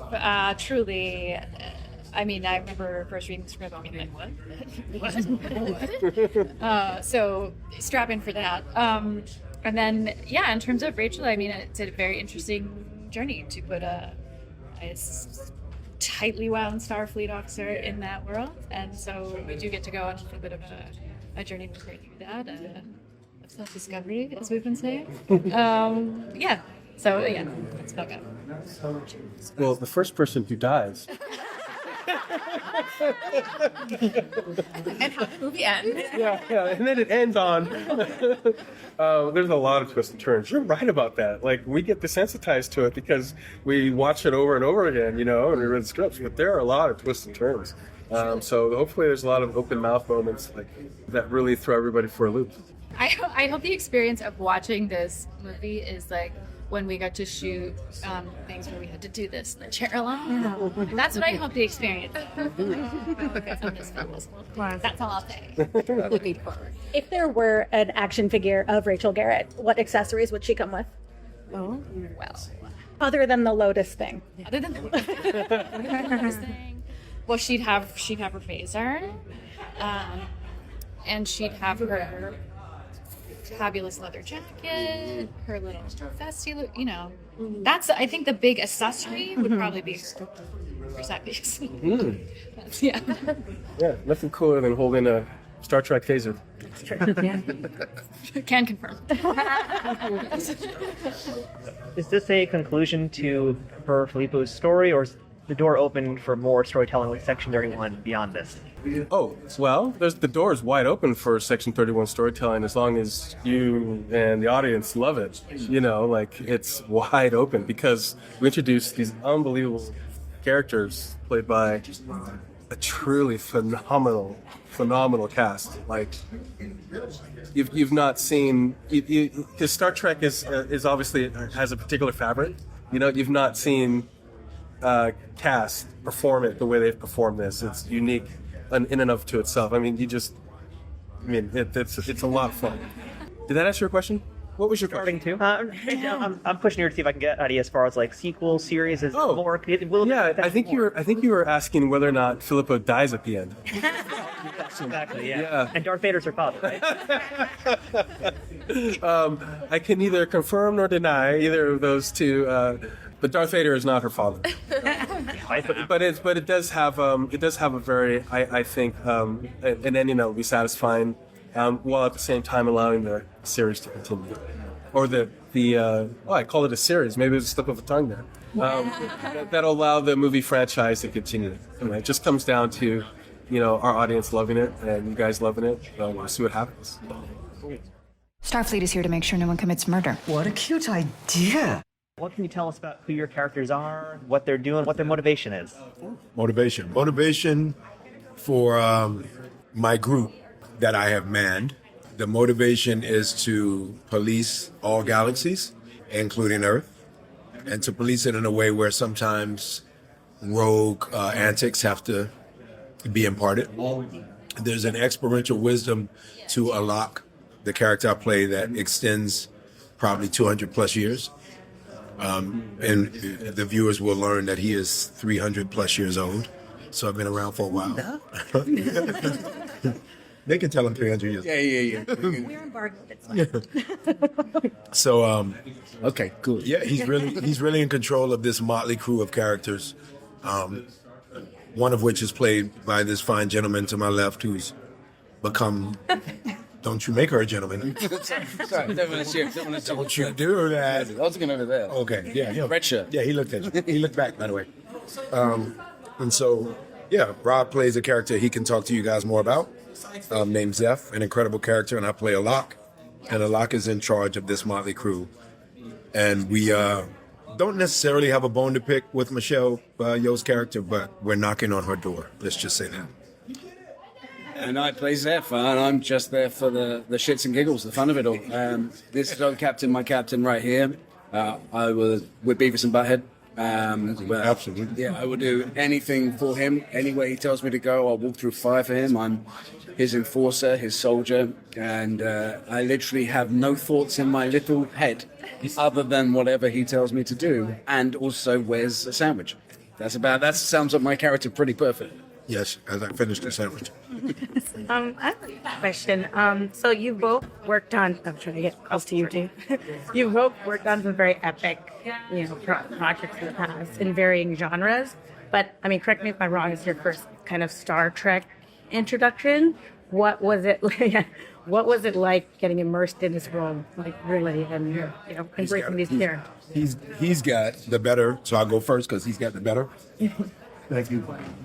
He has got the better story, and you'll learn why Rob has a better story. It was funny. Yesterday I got to the hotel, and on TNT, which was my first TV network, I was on Saved, and my first Vancouver Canadian job was Saved, which shot in Vancouver. Get to the hotel, on is Return of the Jedi. No, Empire Strikes Back. Star Trek. Watch. I see where he's going. And I'm looking at it, and all I could think is I knew every single beat that was about to take place. And so it was a very interesting thing to come to the hotel room, knowing that I'm in town where, to your point, one of the epic jobs that I was humbled to be able to have is at a power, shot in New York, as you know. And I get in the hotel room and learn within some hours that Rob had not really necessarily done New York and known it the way I know it. But I knew Star Wars. While knowing Star Trek, I knew Star Wars like the back of my hand. What was it like for me to join Star Trek? It was such an incredible reality, and I guess analogous to the point I'm making, that while sitting with my dear brother last night, and he goes, Mari, I don't know New York like that. And in my mind, I'm like, it's similar to when I came to the Star Trek family. I didn't know Star Trek like that. I knew Roddenberry. I knew Desi. I knew that it connected itself to Lucy and Desi. I knew that it was the first interracial kiss, right? It was the home of the first interracial kiss. I knew all of these incredible actors who were a part of it all, but I didn't know it. And so because our characters are so close, I probably got the greatest of cliff notage of all time, because Rob came in knowing what my character needed to be, and in many ways Alok was aided in being constructed by this gentleman because he knew so much about short films. So that's what it was like for me. It was like really grabbing onto his coattail and going, just help me out with this. You know, because I knew Star Wars, but now I know Star Trek. And it's really humbling to be able to say. I mean, yeah, that sums it up. Star Trek's my thing. I was raised on the original series movies. Not the original series, I was raised on the original series movies. I was obsessed with them. TNG. TNG has taught me more about morality, kindness, how to walk the right things. There's an episode of TNG, I can never remember what it's called, and I should just commit it to memory one day, but it's where Riker meets Thomas for the first time, who's been left at the space station. And it's the finest example of what Star Trek's about for me, because they present Thomas's position, Will's position, Deanna's position, everyone's position. Everyone's position is, and at no point are you told what is the correct side to be on. What is the correct answer? What is morally correct in this incredibly grey situation? And the episode finishes with nobody being in the right, nobody being in the wrong. When did we lose the ability to do that? I know when. It was about 2016, but that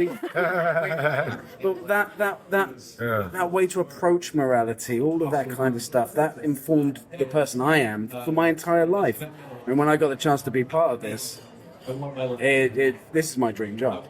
Oh, he was. Yeah. Oh, I'll do it for free. When I met Rob and I knew each other's work. So when I met Rob in the flesh, right, not in the suit, when I met him, we were in the administrative office on set in Toronto, and Rob was already pitching to me us coming back. Yeah, I pitched out like and how it's going to look and how it's going to go, and it's amazing. And I said, this will be a hell of a ride. And a heaven of a ride. It's been really good. Not just in terms of coming to Star Trek, but coming to the castmates whom were brought to Star Trek. That's great for me. Very excited about this bromance. It's definitely a bromance. Is there a message that we can know about in Section 31 that you would really like audiences to take away? Yes. What is? There is, actually, and it's the same message that I've said. It's a message that's existed in Star Trek all along. And I've already said it before, but I'm going to keep saying and reiterating it, because I imagine, like me, a lot of Star Trek fans hate the idea of Section 31 existing. Because, like I said, we were presented with this idea of what the Federation is, that we've moved past this point. But Cisco, and again, can't remember the name of the episode, has my favourite line of Star Trek, which is, "It's easy to be a saint in paradise." And that's true of every society. All these guys can exist in this world, not because we've moved beyond it necessarily, but because the dirty work does have to be done. The idea of the Federation can only exist because of the sacrifices of people like the McKee, like Section 31. There are these worlds. There is this existence. And the message is that I would like people to take away is that we can get to where we've got to get to, but it's not going to be easy. And that there are going to be times where you have to do uncomfortable things, have uncomfortable conversations, challenge your perspective, open up to dialogue. Like, it's not going to be an easy journey to get there, but that's what Section 31 is about. Anyway, completely agree. Right. And speaking of morally gray and Section 31 operating in a morally gray area, how does your character navigate this, and how did you portray that complexity? The inception of which, to your great question, the inception of which is the collective of the band that I put together. I remember asking Spike Lee on Movie 1, 2003 guys, I said, what directing? Like, where's the weight in directing? Spike said 90% is who you delegate and who you hire. Like, who you delegate to and who you hire. And it always stuck with me. I don't know if if there's that much of a dissonance between Rob's point of it's easy to be a saint in paradise. If you create a collective bargaining of some pretty special individuals, you have bargaining power. I ask my kids every morning, I say, guys, what do people want most in life? And Nova, who's 11, Brave, who's 9, they go, leverage, Papa, leverage. I say, don't say it like you're tired of me saying it. But you're going to forever hear that. Leverage is what people want in life. And so I think... I was like, sweets. I love that. So I always thought, because it does. Sweets does afford you an opportunity. And so leverage gets you sweets. They were, for me, when I looked at Alok and trying to figure, and I don't think an actor, and I'm being politically correct, is stated as female and or male, or any other gender for that matter. I don't find that an actor's where he or she needs to be, or they need to be, when they know you shouldn't figure that character out till like 10 years after that project is done. You grown. The character's got to take you to places. You can't control it, So I loved that Tunde and Alex Kurtzman and Craig Sweeney and Star Trek, the franchise, even if fans aren't aware that they were part of it, they threw me a lob. And the lob was, I'll give you leverage, and I'll give you that which you're allowed to go to Michelle's character and say, these are the things we're going to do. There is a scene where she's got to sit and look at all of the people that I've put together. And she's got to decide her collective bargaining, and or whether there's leverage enough for her still by joining forces. And so I think your force is oftentimes, they say, meet a person's friends, you know the person. Look at somebody's bedroom, you know the person. But it is. Guilty by association is something else. And guilty sometimes is sexy versus innocent by association. So if Alok is guilty by association, it's that I've collectively put together quite the group. And that's my bargaining power. I can just kind of stay back and go, they said do it. It's a really good question. I'll add to it, which is it's exactly what you're saying. This show didn't come together until Overcast. And you have to, when you're casting that character's going to inform the same way that Picard informed, the same way that Kirk informed, the same way they all have informed what the tone of that show is. We didn't really know what the show was until Overcast. Whether you're playing a character or not, you bring your sense of self to it. And when you cast someone of great morality, great clarity, great intellect into a role, you're going to sit there and suddenly be like, okay, now I know what this show is. And for my character specifically, who is literally your left hand, my morality is whatever you tell it to me. Give me good technology and a sandwich and I'll do what you say. So for me, it was even doubly important who they cast to play this character. And because they cast my character became an extension of all the good things that this man is. Yes, a lot of actors, I don't want to get in trouble with my acting troupe. The gazillion actors out there, I love you all. There is never a character that is that far from something within the person who has been cast to play that character. So when you give me, as in Tunde and Alex Kurtzman, when you give me actors who are aware of that, he's aware. Rob comes to the world of going, yeah, but I got to figure it out. Our moms and fathers have often said, Jack Nicholson's always Jack. That's the brilliance. That's the genius. That's the genius. He can't be the same in this movie as he is perhaps in that movie. But if you always sense the through line being Jack is Jack, that's a beautiful thing. So it was an amazing thing to get actors who are not confused. I kept saying to many of them, you already have it. You already have it. There's no way Alex Kurtzman and Tunde hire him to play Zeph if he's not kind of that which Zeph is.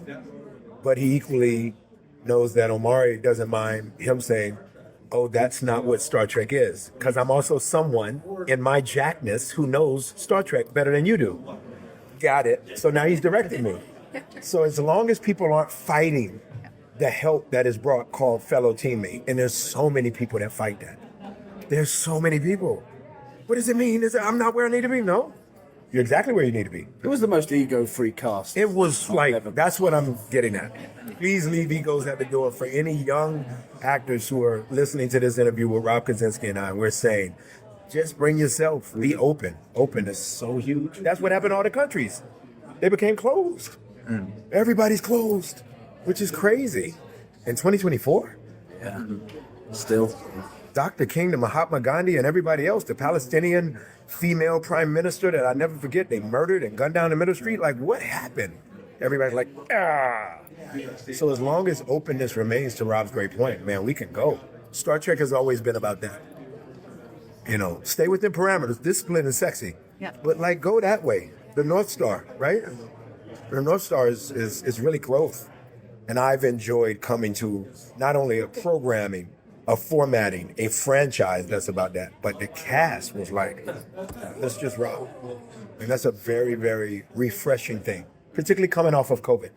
And then the strike was COVID too. Yeah. Star Trek, The Next Generation, a world of action and adventure now in your galaxy from Galoob. And now to close us out with a nice one-on-one interview that Chris got to do with a man that I am very interested in hearing what he has to say, as this is one of my favorite running documentary series on Netflix. It had a hiatus for a while, and now The Toys That Made Us is coming back for 2 more seasons. And Brian Volk-Weiss is a man who is like-minded to me, and probably also to Shane, as he's all about his toys, and he's got tons to discuss about the making of the series, how he chooses which subjects will be the 8 episodes that he has to work with in a season, and interesting discussion like that to come. So here is Chris's interview with Brian Volk-Weiss, the creator of The Toys That Made Us. So you got renewed for seasons 4 and 5. Correct. So how does that affect your overall planning for like what topics and, you know, what episodes you want to focus on? Yeah, so people are always like, how do you pick the topics? And the funny thing is, and this sounds like cheesy, but it's true. Like, the issue isn't how do we pick the topics. The issue is how do we pick the topics compared to what we want to do that we can't do. I always knew I wanted to do Hot Wheels. I always knew I wanted to do Nerf. The question is, we can only do 8. I want to do 20. So how do you pick it down to 8? So it's really easy. I always knew we needed to do Hot Wheels. We needed to do Nerf. We needed to do Polly Pocket. So it was easy. The only one that we're doing that for me is, and it's turned out to be good, but that was, I guess you could argue, like a little risky, was the fast food episodes toy. Yeah. Based on the audience in San Diego in July, that was the biggest applause we got. When we revealed what we were doing with this video, and it would show Hot Wheels. You hear like woohoo, you would hear Nerf, woohoo, Polly Pocket, woohoo. When fast food toys went up, people went crazy. I mean, like, you can even see, like, if you go to the website, the guy sitting next to me, we both were like, had no idea. So that's how. Yeah, that one, because fast food toys are some of the most accessible toys because everybody goes to McDonald's or Burger King at least once in their Don't time. forget Taco Bell. Taco Bell is the unsung hero of the toy fast food business. They made some crazy stuff. I have not gone to fast food in a while. I do want those Hello Kitty Yu-Gi-Oh things. Yeah, those are great. I don't even like Hello Kitty that much or Yu-Gi-Oh. I'm just like, that is the most amazing collab. My wife is a big fan, and let's just say anytime Sanrio does anything with McDonald's, we're usually at McDonald's a lot that month. So I'll use the Sanrio to kind of segue. As a female-bodied person, I mean, I do enjoy the show, but I do find it does skew more male. And I assume there's nothing wrong with this. Like, some of it is your personal interest, and that's okay. But I would say, like, what steps are you trying to take to try to be more inclusive and do more like girls' toys? None. Like, we just go with the brands. So, like, whatever is popular, we have rules that we follow. It has to be multi-generational. So it has to be something. If someone played with it in 1980. They're playing with it now too. So like, I played with Bumblebee, my son plays with Bumblebee. I had Barbie dolls, my sister had Barbie dolls. That's a joke, I don't have a sister. But they're still selling Barbie dolls. Yeah. So we can't make episodes based on anything other than attempting for the episode to do great. So if it doesn't do great, we can't do more. First of all, there's a lot of things that I collect that I can't do episodes on. Like Dune. Dune's a great example. Yeah, I love Dune. It's not really a toy franchise. Can't do an episode on Dune because we won't get enough eyeballs to do it. So some of our Sanrio is the worst rated Toys That Made Us episode by far. Wow. Like and it's public. Like you can literally, Netflix now, it's the greatest thing in the world. Yeah. You can look on Netflix every 6 months now. They put out the ratings and you can see who watches what. And you can see that Sanrio probably, I think our second worst performing episode, and I hate to say this, was Star Trek. Mm-hmm. And I think Sanrio has 10% of the viewers of Star Trek. Mm-hmm. So if we keep doing episodes based on anything other than what's popular and what do people want to see, then we won't be able to make more episodes. Polly Pocket, which is a very important toy to me, like I've had a collection for over 20 years. I wanted to do that in the first 2 seasons. I don't think there would have been a season 3 if we had, based on what we've seen. So that's the honest truth. So what do you think it is about women or girls' toys that they don't seem to appeal? Or even why there aren't as many multi-generational girls' toys? I have theories, and these are all theories. They could be right, they could be wrong, I don't know. But here's something I think about a lot. I'm 48. I have been going to toy stores and comic book stores since I was, let's say, 5. I went to San Diego Comic-Con for the first time in my life in 1999. I am telling you, with no exaggeration whatsoever, it was, and if I'm wrong, I'm low, it was 90 to 92% dudes. That's 1999. You go now, I would say at least 51% female. So Comic-Con's been going on about 50 years, right? Yeah, since 1973. Okay, so it's either 49 years or 51 years. That's 51. Yeah. 51. It's okay. I'm bad at math. I'm really bad at math. Yeah. So again, what you're asking, I think about this a lot. I think it's really interesting. That means that the example I gave you with my son with Bumblebee, I played with Bumblebee and my son plays with Bumblebee. In 1999, it was probably 5 to 9% women. So that is at least, if we're using modern pop culture as the border of our conversation, that means 2 generations at least. That means the 80s and the 90s, for some reason, and I have theories on this too, women were not participating in G.I. Joe, Transformers. I'm only 4 years younger than you. Wow. So much. That's a compliment. It's fine. I'm immortal. I have inside me blood of kings. I like it. Yeah.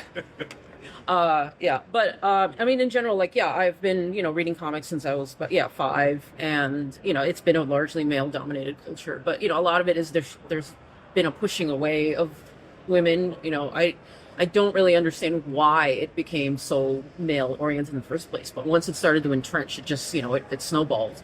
But, I do feel like you're right. Now it's like half and half, and that's nice. I think it's more women. Yeah, I really do. And obviously, I think that's a good thing for a lot of reasons. But here's another example to give you. Yeah. Again, I'm born in 76. So I graduate from college in 1994, right? Yeah. Or sorry, high school, 1994. How many Star Wars characters were women? Is Leia, Mon Mothma? Yeah. There was one X-Wing pilot that they cut out of the movie. Yeah. I learned that later on. Who do we have now? Yeah, we have Ahsoka, who's tied with Jedi Luke, my favorite Star Wars character. Yeah. But here's the best part, and this is my whole point. We have Mon Mothma. Mon Mothma had like 2 lines in 1983. She's the best fucking character in Andor. Like, when I'm watching Andor, and I love Andor, he's great. I love him. He's awesome. The fucking Red Robot is great. He's great. Mon Mothma. Like, I don't... You've seen Andor? I started it. I'm one of those people that can't get into it. It's so weird. Did you get to the 3rd episode? Yeah, I did. Oh, you did? Yeah. Oh, wow. All right. Well, then... I've tried to watch it twice. I've only made it as far as the 3rd episode. But and there's another character... I'm nothing against the show. I'm just... It's... But my point is, there was a Mon Mothma in 1983, and she was a leader. It was a good role. She wasn't eye candy. She was a leader. She was pretty much the boss of everybody, but she didn't say anything. Yeah. In 2022 or 2023? When did Andor come out? 2023? No, I think it was 2022. Okay. Yeah. She's like the 3rd lead. Like, and she's like, within reason, she's the fulcrum of the entire show. So that shows you, to me at least, why there's more women at Comic-Con now. You couldn't... What woman would want to dress as Mon Mothma in 1983? I mean, you'd be surprised. Now you would. You look at old photos from, like, Comic-Con, like, in the 70s, and you saw there were a lot of women. Yeah, especially in Star Trek. You know. And I remember seeing one old photo from, like, Comic-Con 76, and it was a girl dressed as an X-Wing pilot, and it was, like, really movie accurate. And people said, like, the dedication there. She would have had to go to the movie multiple times and take notes every single time to get it that perfect. I mean, I think cosplay definitely has helped, because that, you know, let's be honest, you know, if we're talking gendered stuff, sewing and making stuff is still very thought as a female activity. So, you know, like, girls like, oh, that's a way I can show my fandom. And then, of course, you know, the media is like, oh my God, you're cosplaying, let's take a photo of you. So, as a non-cosplayer, I'm like, it's more than just the people in the costumes, but, you know, it's whatever. The characters. Yeah, people... It's so funny. I've only been back to my college twice since I graduated. So I was back about 2 years ago, and there was a quad.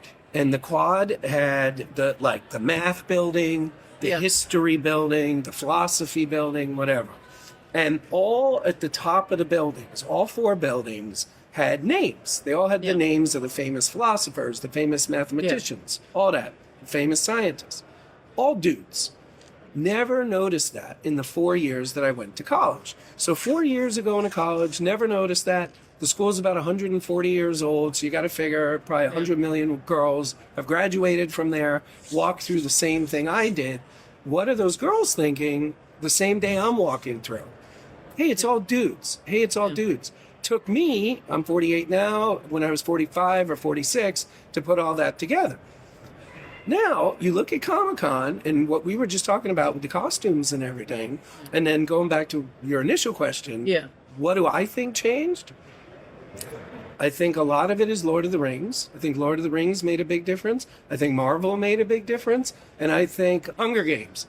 Those 3 things all came out almost over a 5-year period, and then Harry Potter also. I think you could trace that Harry Potter made YA a thing, which then meant they would buy more YA. So Iron Man was 2008. When was the first Harry Potter movie? First Harry Potter was 2001. Okay. The original book came out in 97. Okay. It blew up in 2 years. Yeah. So I think all of those things, boom, boom, boom, boom, boom. If we're doing Toys That Made Us in 10 years, which I hope we are, then, because remember I told you, I'm there in 99, there's no girls. Yeah. And we have to make episodes that people watch to make more episodes. So 10 years from now, those generations that we lost because they weren't there weren't girls playing with Transformers when I was a kid, at least in my school. We were, our parents wouldn't buy us like exactly. But that's a huge part of it. I mean, that's a huge part of it. Yeah. So like now, my daughter plays with not anymore. But my daughter, it was all completely normal. And me being able to be home as much as I am, my father couldn't do that. So like all this stuff that's changed. Hopefully, if we're still making this show in 10 years, we will have those multi-generational toys that have caught up with where we are as documentarians, and we can do Harry Potter toys. I can't do Harry Potter toys yet because it's only one generation.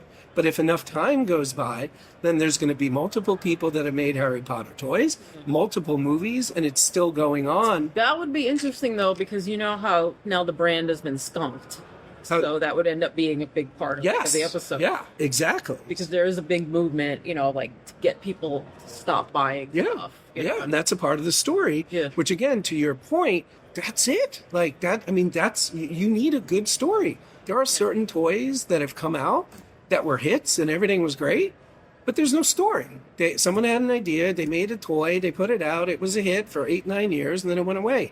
We can't do an episode about that because it's not interesting. What you just said about Harry Potter, obviously that's very interesting, and I really do think people will want to know about that, and it's directly connected to the toys. So, I mean, I'll pivot. I mean, honestly, just thinking about it, I was trying to think of brands that hadn't been covered, and like all of the brands in my childhood, like kind of just fizzled out. Like I had a Moondreamers doll. Nobody remembers Moondreamers. I have Moondreamers. Yeah, they were adorable. In my collection.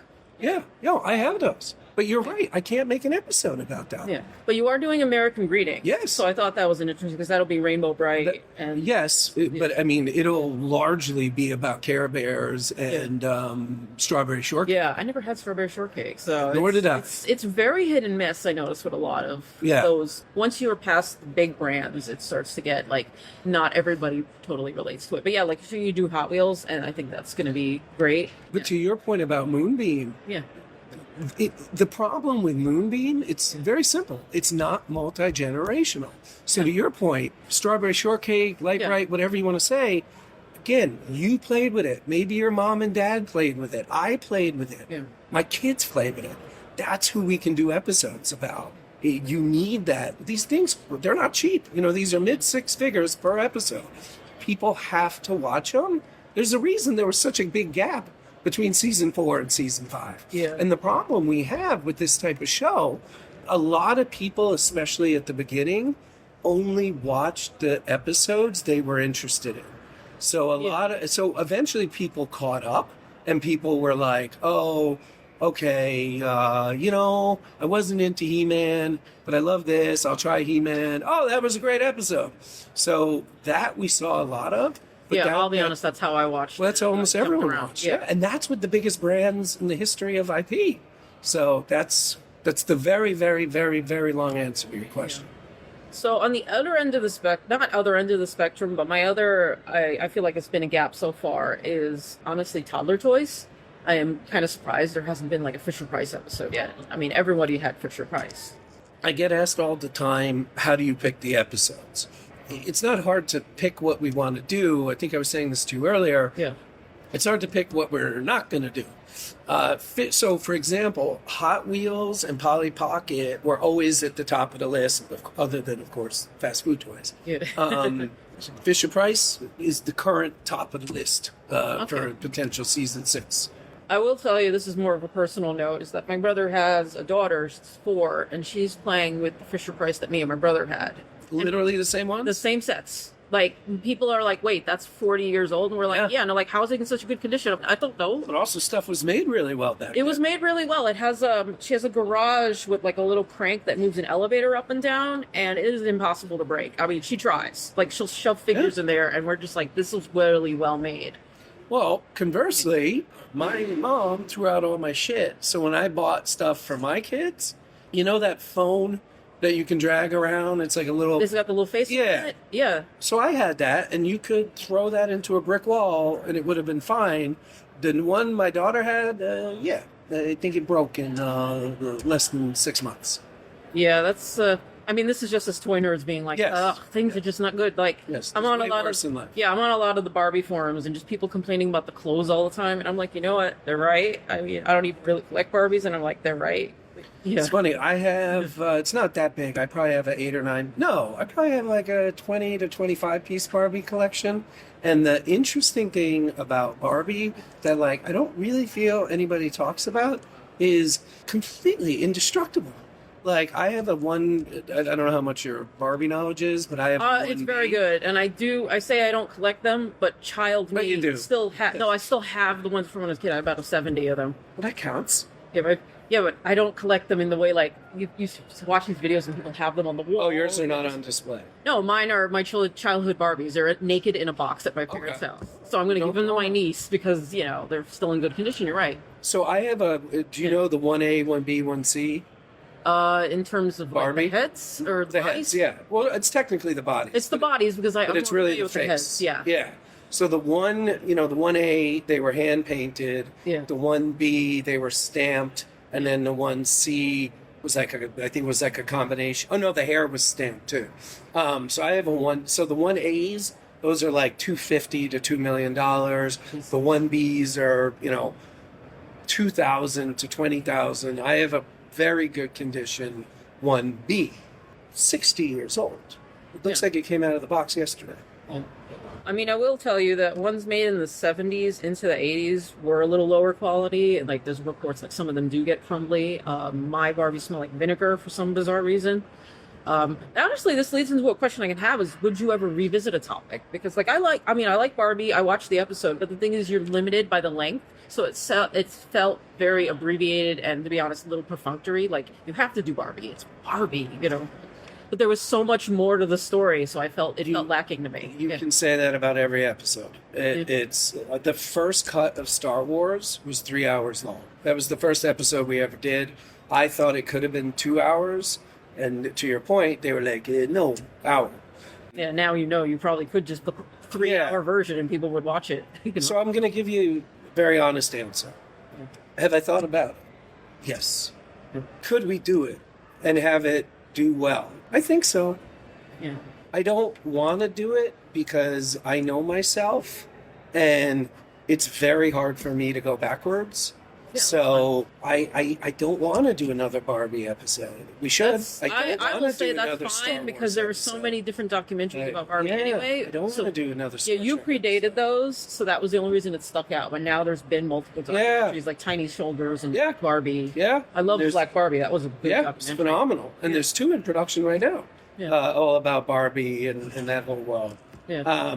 But I know myself. Like, we do this show called Icons Unearthed. That's kind of like the movies that made us, except each season is one topic. So, the first season of Icons Unearthed was Star Wars. Even though we had only done the toys that made... So I'd only done one documentary ever in my life about Star Wars, and it was about the Star Wars toys. Yeah. I still, when we were doing Icons on Earth, maybe most people don't feel this way, but for me, I was like, I think this would be my last Star Wars documentary.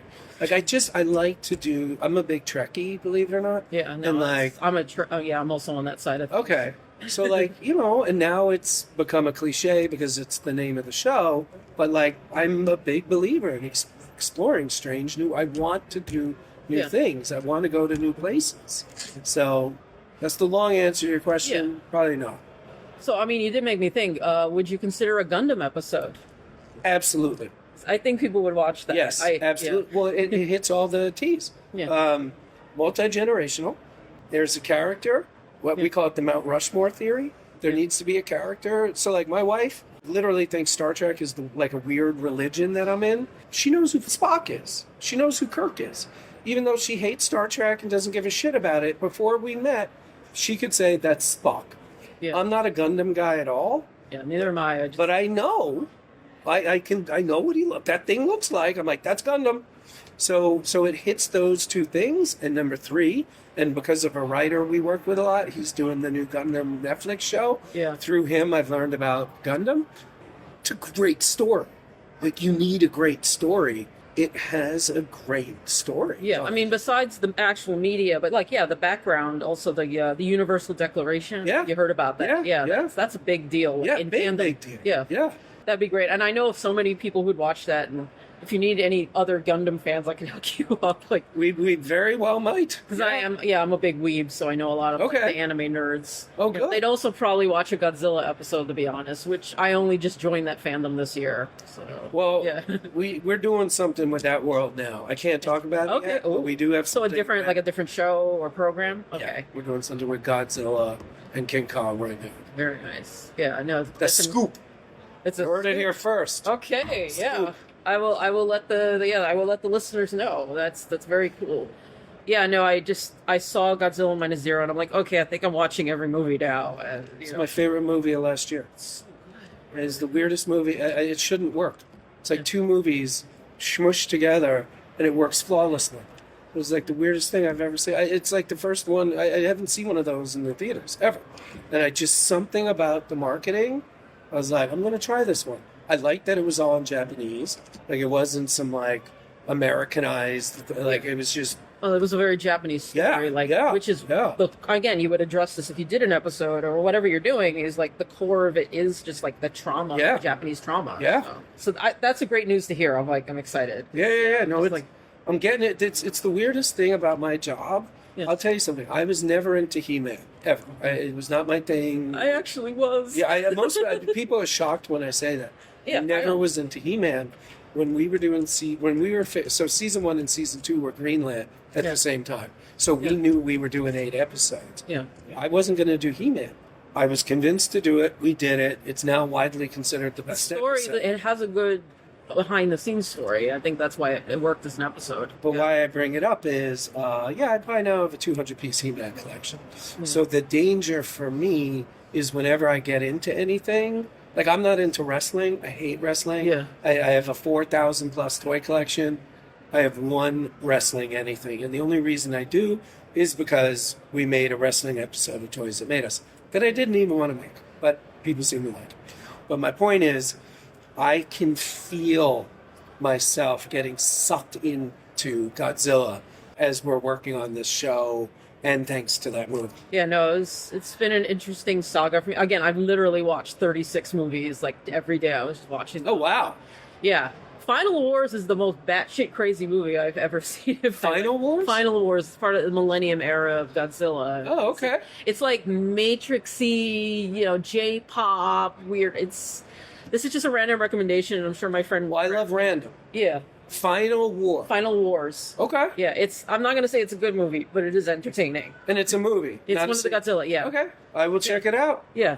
But you're right about, like, getting sucked into things and suddenly find, like, Godzilla. I might get sucked into the doll fandom because I started following all these people. Like, there's this one guy who's, like, a straight black dude who collects dolls, and that's, like, blows my mind. It's just such a minority of a minority. But it's less and less minority, I'll tell you that. We make toys, so like we now really pay attention, not just to our own sales, but to everybody's sales. Everything is getting very, in a good way, very different.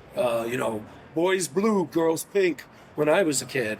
Like, now, like, do whatever you want. Who cares?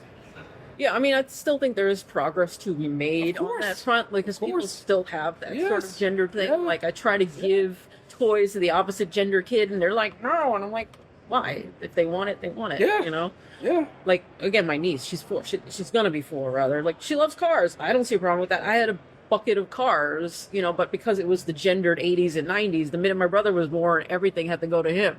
Yeah, well, that's my whole point. Yeah. My son... And I don't know anything, sorry, about Avatar, but my son The Last really Airbender? likes. Yeah, my son really likes it. His favorite character is the main character's, I think, sister. You're talking about... I don't know the names. I know there's Katara, a dude. the girl. There's a dude with the girl blue with the arrow. hair like this. And then there's a girl in all the posters with the blue arrow guy. So I don't know either of their names. But my son, that's his favorite character. So if you look at his shelf... Yeah. He's probably got 2 or 3 of the blue arrow guy, and the rest is that girl. Yeah, Katara. 4 or 5. Katara. I mean, what's interesting is when the show was on the air, they would not make toys of the girl characters. And this was less than 20 years ago, and they still had this prehistoric attitude, even though the point of Avatar was like, we have this gender balance. Exactly. Yeah, exactly. So agree with you on both sides. A lot of work to be done, but holy shit, is it better than it was when I was a kid? And I would say it gives you fodder for more material for things like the progress of. I mean, honestly, that could be a thing. The progress of, the gendered market and the decline of it. Honestly, yes. And to that point, the way we kind of make stuff is we have this kind of like list of things we want to make, and as something wraps and delivers, the next thing kind of bubbles up. I want to make a doc, and if I had to guess, it'll be a feature. But whatever, feature series, doesn't matter. What we were talking about earlier, and you're absolutely right. Harry Potter, Marvel. Yeah, I always want to say Catching Fire. Hunger Games. Because Catching Fire is a great name. Final Wars. Don't forget, Final Wars. Yeah. I mean, I don't even think it's the best Godzilla film. It's just the most crazy. I love, I love random. Because again, the way I look at it is in a weird way, kind of like through a business lens, where it's like you had all that money, you could have done whatever you wanted, and that's what you made. Oh, like Megalopolis. Have you seen it? Yeah, it was. Is it batshit crazy? Is it? See, that's just it. It's like people are like, oh, it was really bad. I'm like, I don't. It's hard for me to classify it as bad. It is a movie. It is certainly a choice of what they do in that movie a lot. I think, what did I say? It's basically Francis Ford Coppola bashing action figures together. And I'm dying to see it. Dying to see it. Yeah, I think if you know the comic strip Penny Arcade. Sure. Yeah, and he had a strip about that, and everybody's like, "Oh, it's apparently a failure." And he goes, he cashed out his vineyards to make the movie he's always wanted to make with the people he's always wanted to work with. If that's failure, Lord, let me fail. Yeah. That's so exactly. I can't be mad at it. It's exactly my point of view, but better said. Yeah. Valerian. Yeah, I never saw that one. Oh my God! If you like random and you want to see someone spend $150 million on a finger painting, it is the most batshit crazy fucking movie ever made. See, we're bonding over our favorite batshit. Yes, movies. exactly. I love batshit movies. I absolutely. By the way, another example, Madam Web. I fucking loved it. Oh, I still haven't watched that one. Oh, and listen, is it like I love Batman and Robin. Love it. I think it's $150 million high school play. Yeah. Like it is. Is it a bad movie? Yes. To what you were saying about Megapolis. Yeah. By the way, just that title. Yeah. The title. And again, this is going to sound so cheesy, but like, it's artistry. Not everything is the Mona Lisa. Not everything is, some, work of art, Oscar-winning movie. Yeah, sometimes the crazier things are the more genuine things, like The Room. We all agree it's a bad movie, but you can't deny he was trying. Yeah, he tried to do something. And by the way, a great example of this that everybody forgets, 2001, barely made a profit. It's now considered one of the best 5 movies ever made by almost any list you would look at. I don't know if I agree, but that's what conventional wisdom is. But it didn't do well. The Shining didn't do well. It's shocking how many movies were failures, and some of them I remember them as being failures. Shawshank Redemption lost money. Shawshank Redemption was a bomb. Sometimes it just takes time for people to catch up. Sorry, I'm rambling. This is one of my favorite interviews ever. So I'm sorry. No, I love when you're vibing. I would love to talk to you even more in the future. I would love that. But no, my favorite batshit movie probably is Jupiter Ascending, which is a very chick movie. Like, I saw You think so? Well, here's the thing. Like, no, when I was on Tumblr at the time. I love that movie. Yeah, I was on Tumblr at the time. Crazy. Yeah, I was on Tumblr at the time, and Tumblr was like, oh my God, this is basically a Cinderella movie for, like, little girls. This is what the inside of a 12-year-old girl's brain looks like. I saw it with my boyfriend and one of my close friends, both guys. There was only 7 people in the whole theater. It was the 3 of us and then these 4 girls. And I could hear them like squirming in their seats. And at the end of the movie, I stood up and I said, was that not Tumblr in the movie? And they went, yes! No, like, that's what Tumblr used to be like 10 years ago. Did you by any chance see Beverly Hills Cop 4? I did not. The new Netflix one? Yeah, I'm not a big fan of revisiting. Like you say, you always move forward. When a franchise is done to me, I move on. There is, and I'm not saying I could tell it to you if you don't want to watch it. There is a great Jupiter Ascending joke in that movie. Well, then I guess I have to. Yeah, like it's really subtle. I bet you anything it was improv. It is. I mean, literally, I rewound it twice. It is hysterical. Okay, so that'll give me a reason to watch it, but yeah, like again, I try. I'm not a big fan of what nicely could be referred to as like fandom necrophilia. They did pull it off. Yeah. If you liked the first two movies, they pulled it off. A lot of jokes about the third one. Like, it's real. It's real. Like, they really went for it. Okay. Yeah. So yeah, no, I'll definitely check it out. I think we are mostly wrapped up for the most part. I asked the questions I wanted to ask. And as I get older, I ramble more. It's okay. So I'm sorry. It's over! All right, and that is that. Hope you guys really enjoyed those roundtables. If you do enjoy them, let us know, and we'll make sure that we continue to try to do them in future New York Comic Con appearances that wind up coming. That's really the only main con that we go to these days. I mean, Chris and I will be at PAX Unplugged, as will Brandon Christopher, as will Raf Suhu. So maybe we will wind up recording something there if we have time. No promises, though, because PAX Unplugged is usually busy as heck. But nonetheless, I'm sure Chris would love to do more of these in future New York Comic Cons. Hopefully, I will also be able to do a couple in the future, depending on press access and whatnot. But either way, this was a lot of fun to listen to for me, and hopefully you do feel the same way about that. And if you do feel the same way about that, let us know. Hey, guess what? Credits. The email address for Comic Timing is comictiming@gmail.com. You can find us over at facebook.com/comictiming. That's also where you'll find our Comic Timing fan group, which is nice and bustling over there. And I really enjoy the participation that we've been getting over the past couple of months. If you are not currently a part of that Comic Timing fan group, now would definitely be the time to go ahead and join. I am no longer going to mention Twitter because we are phasing that out for many, many reasons. Guess what? I'm recording this after the election. And I think that Twitter is a steaming trash pile, and I no longer want anything to do with it. Yeah, I'm not mincing my words with that. So we're going to be definitely phasing out Twitter as one of our socials, and my social for that matter, but you can definitely still find us on Blue Sky, where we are Comic Timing on Blue Sky.